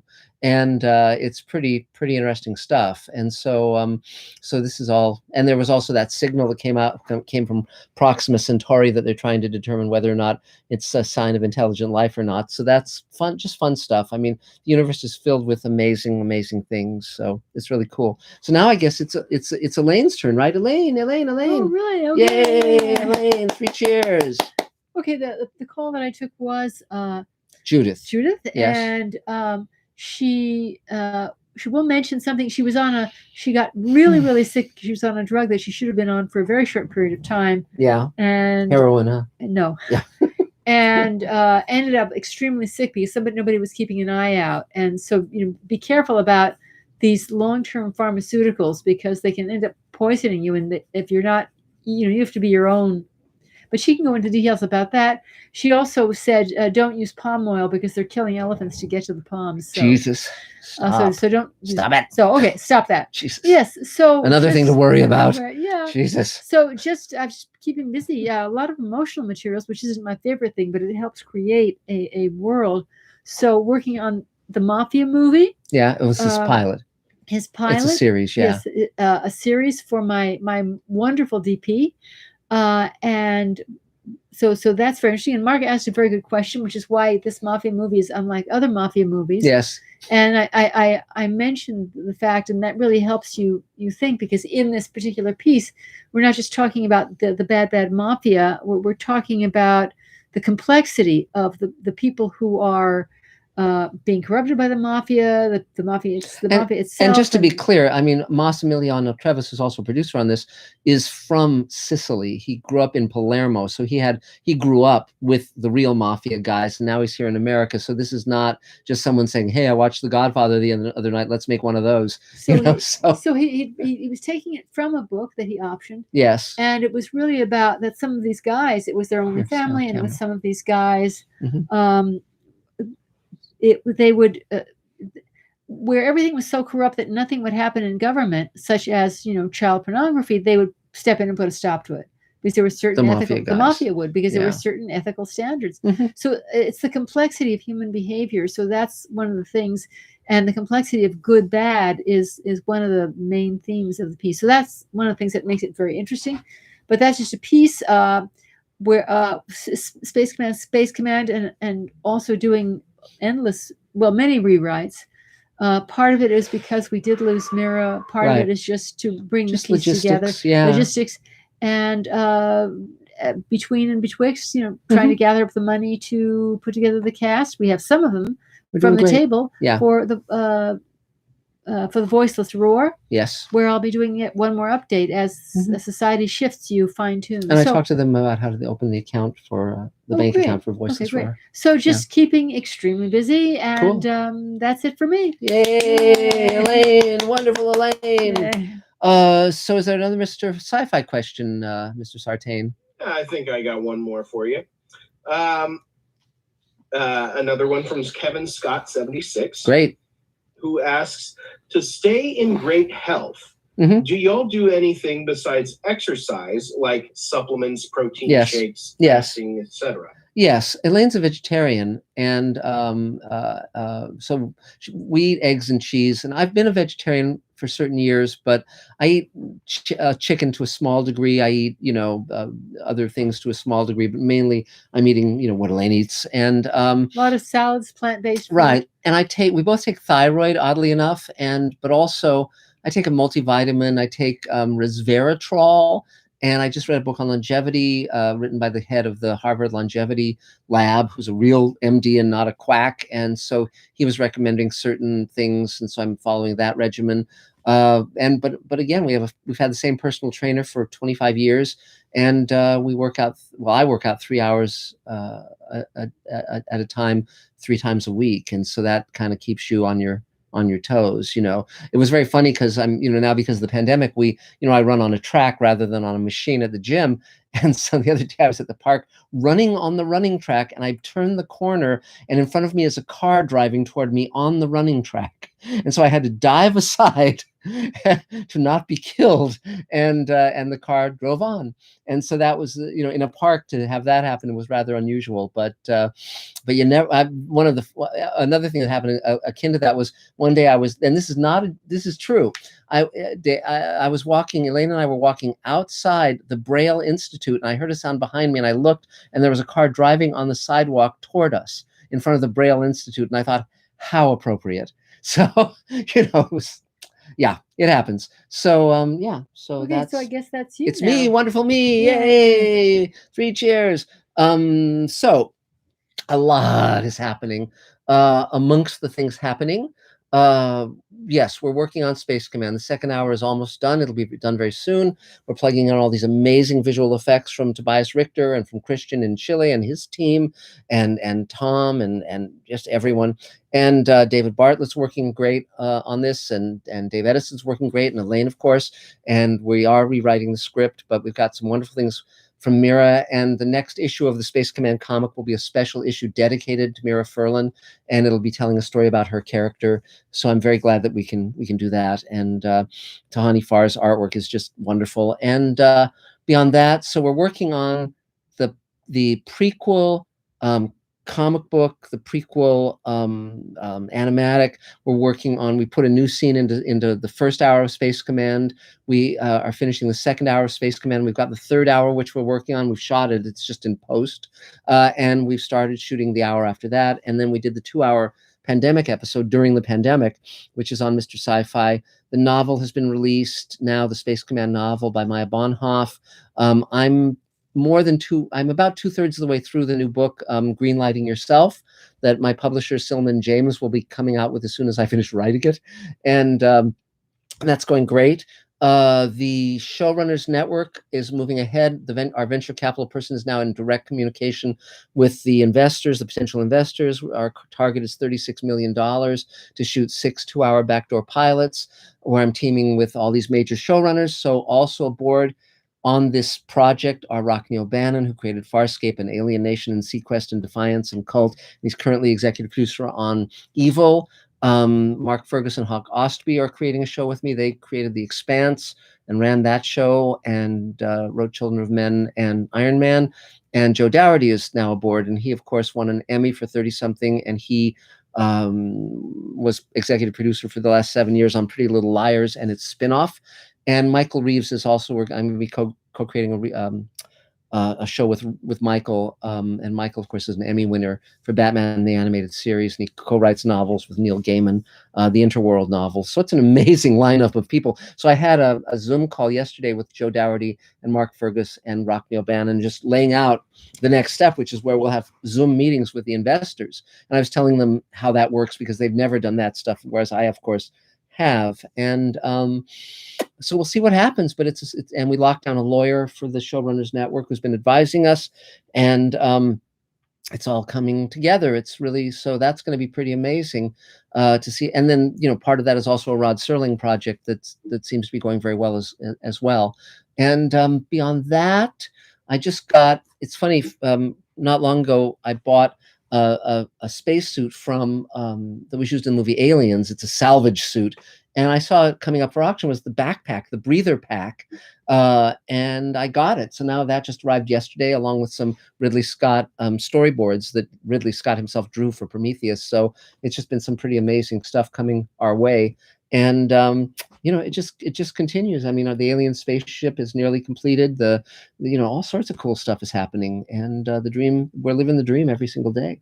So in terms of what we need, just anyone who wants to help on Space Command is more than welcome. I'm very glad we're nearing the end of this crazy pandemic, and I cannot wait to get the shots so I can, I'll still wear the mask, of course, but I will be able to, go a little more comfortably around the world, around people. And but things are great. I don't, it was very funny to me in this meeting with my friends who, the three of them in aggregate have created some of the greatest shows of the last, 25 years. And it was pretty hilarious that they were listening to me design this whole crazy new idea of selling a slate of 6 shows. And they were just like, believing it. They're bored, and it's very, very cool, very exciting. So that's about it for us. Hi, Elaine. Anything else? Tonight, So I think we've covered it. If everyone can be, stay safe, stay well. We're here every Thursday. Thank you, Mr. Sci-Fi fans, and we'll see you all next time. Okay, guys. Okay, bye, everybody. Yay! Bye. Take care. Good night. Okay, good night. Good night. Bye, guys. I am not feeling well.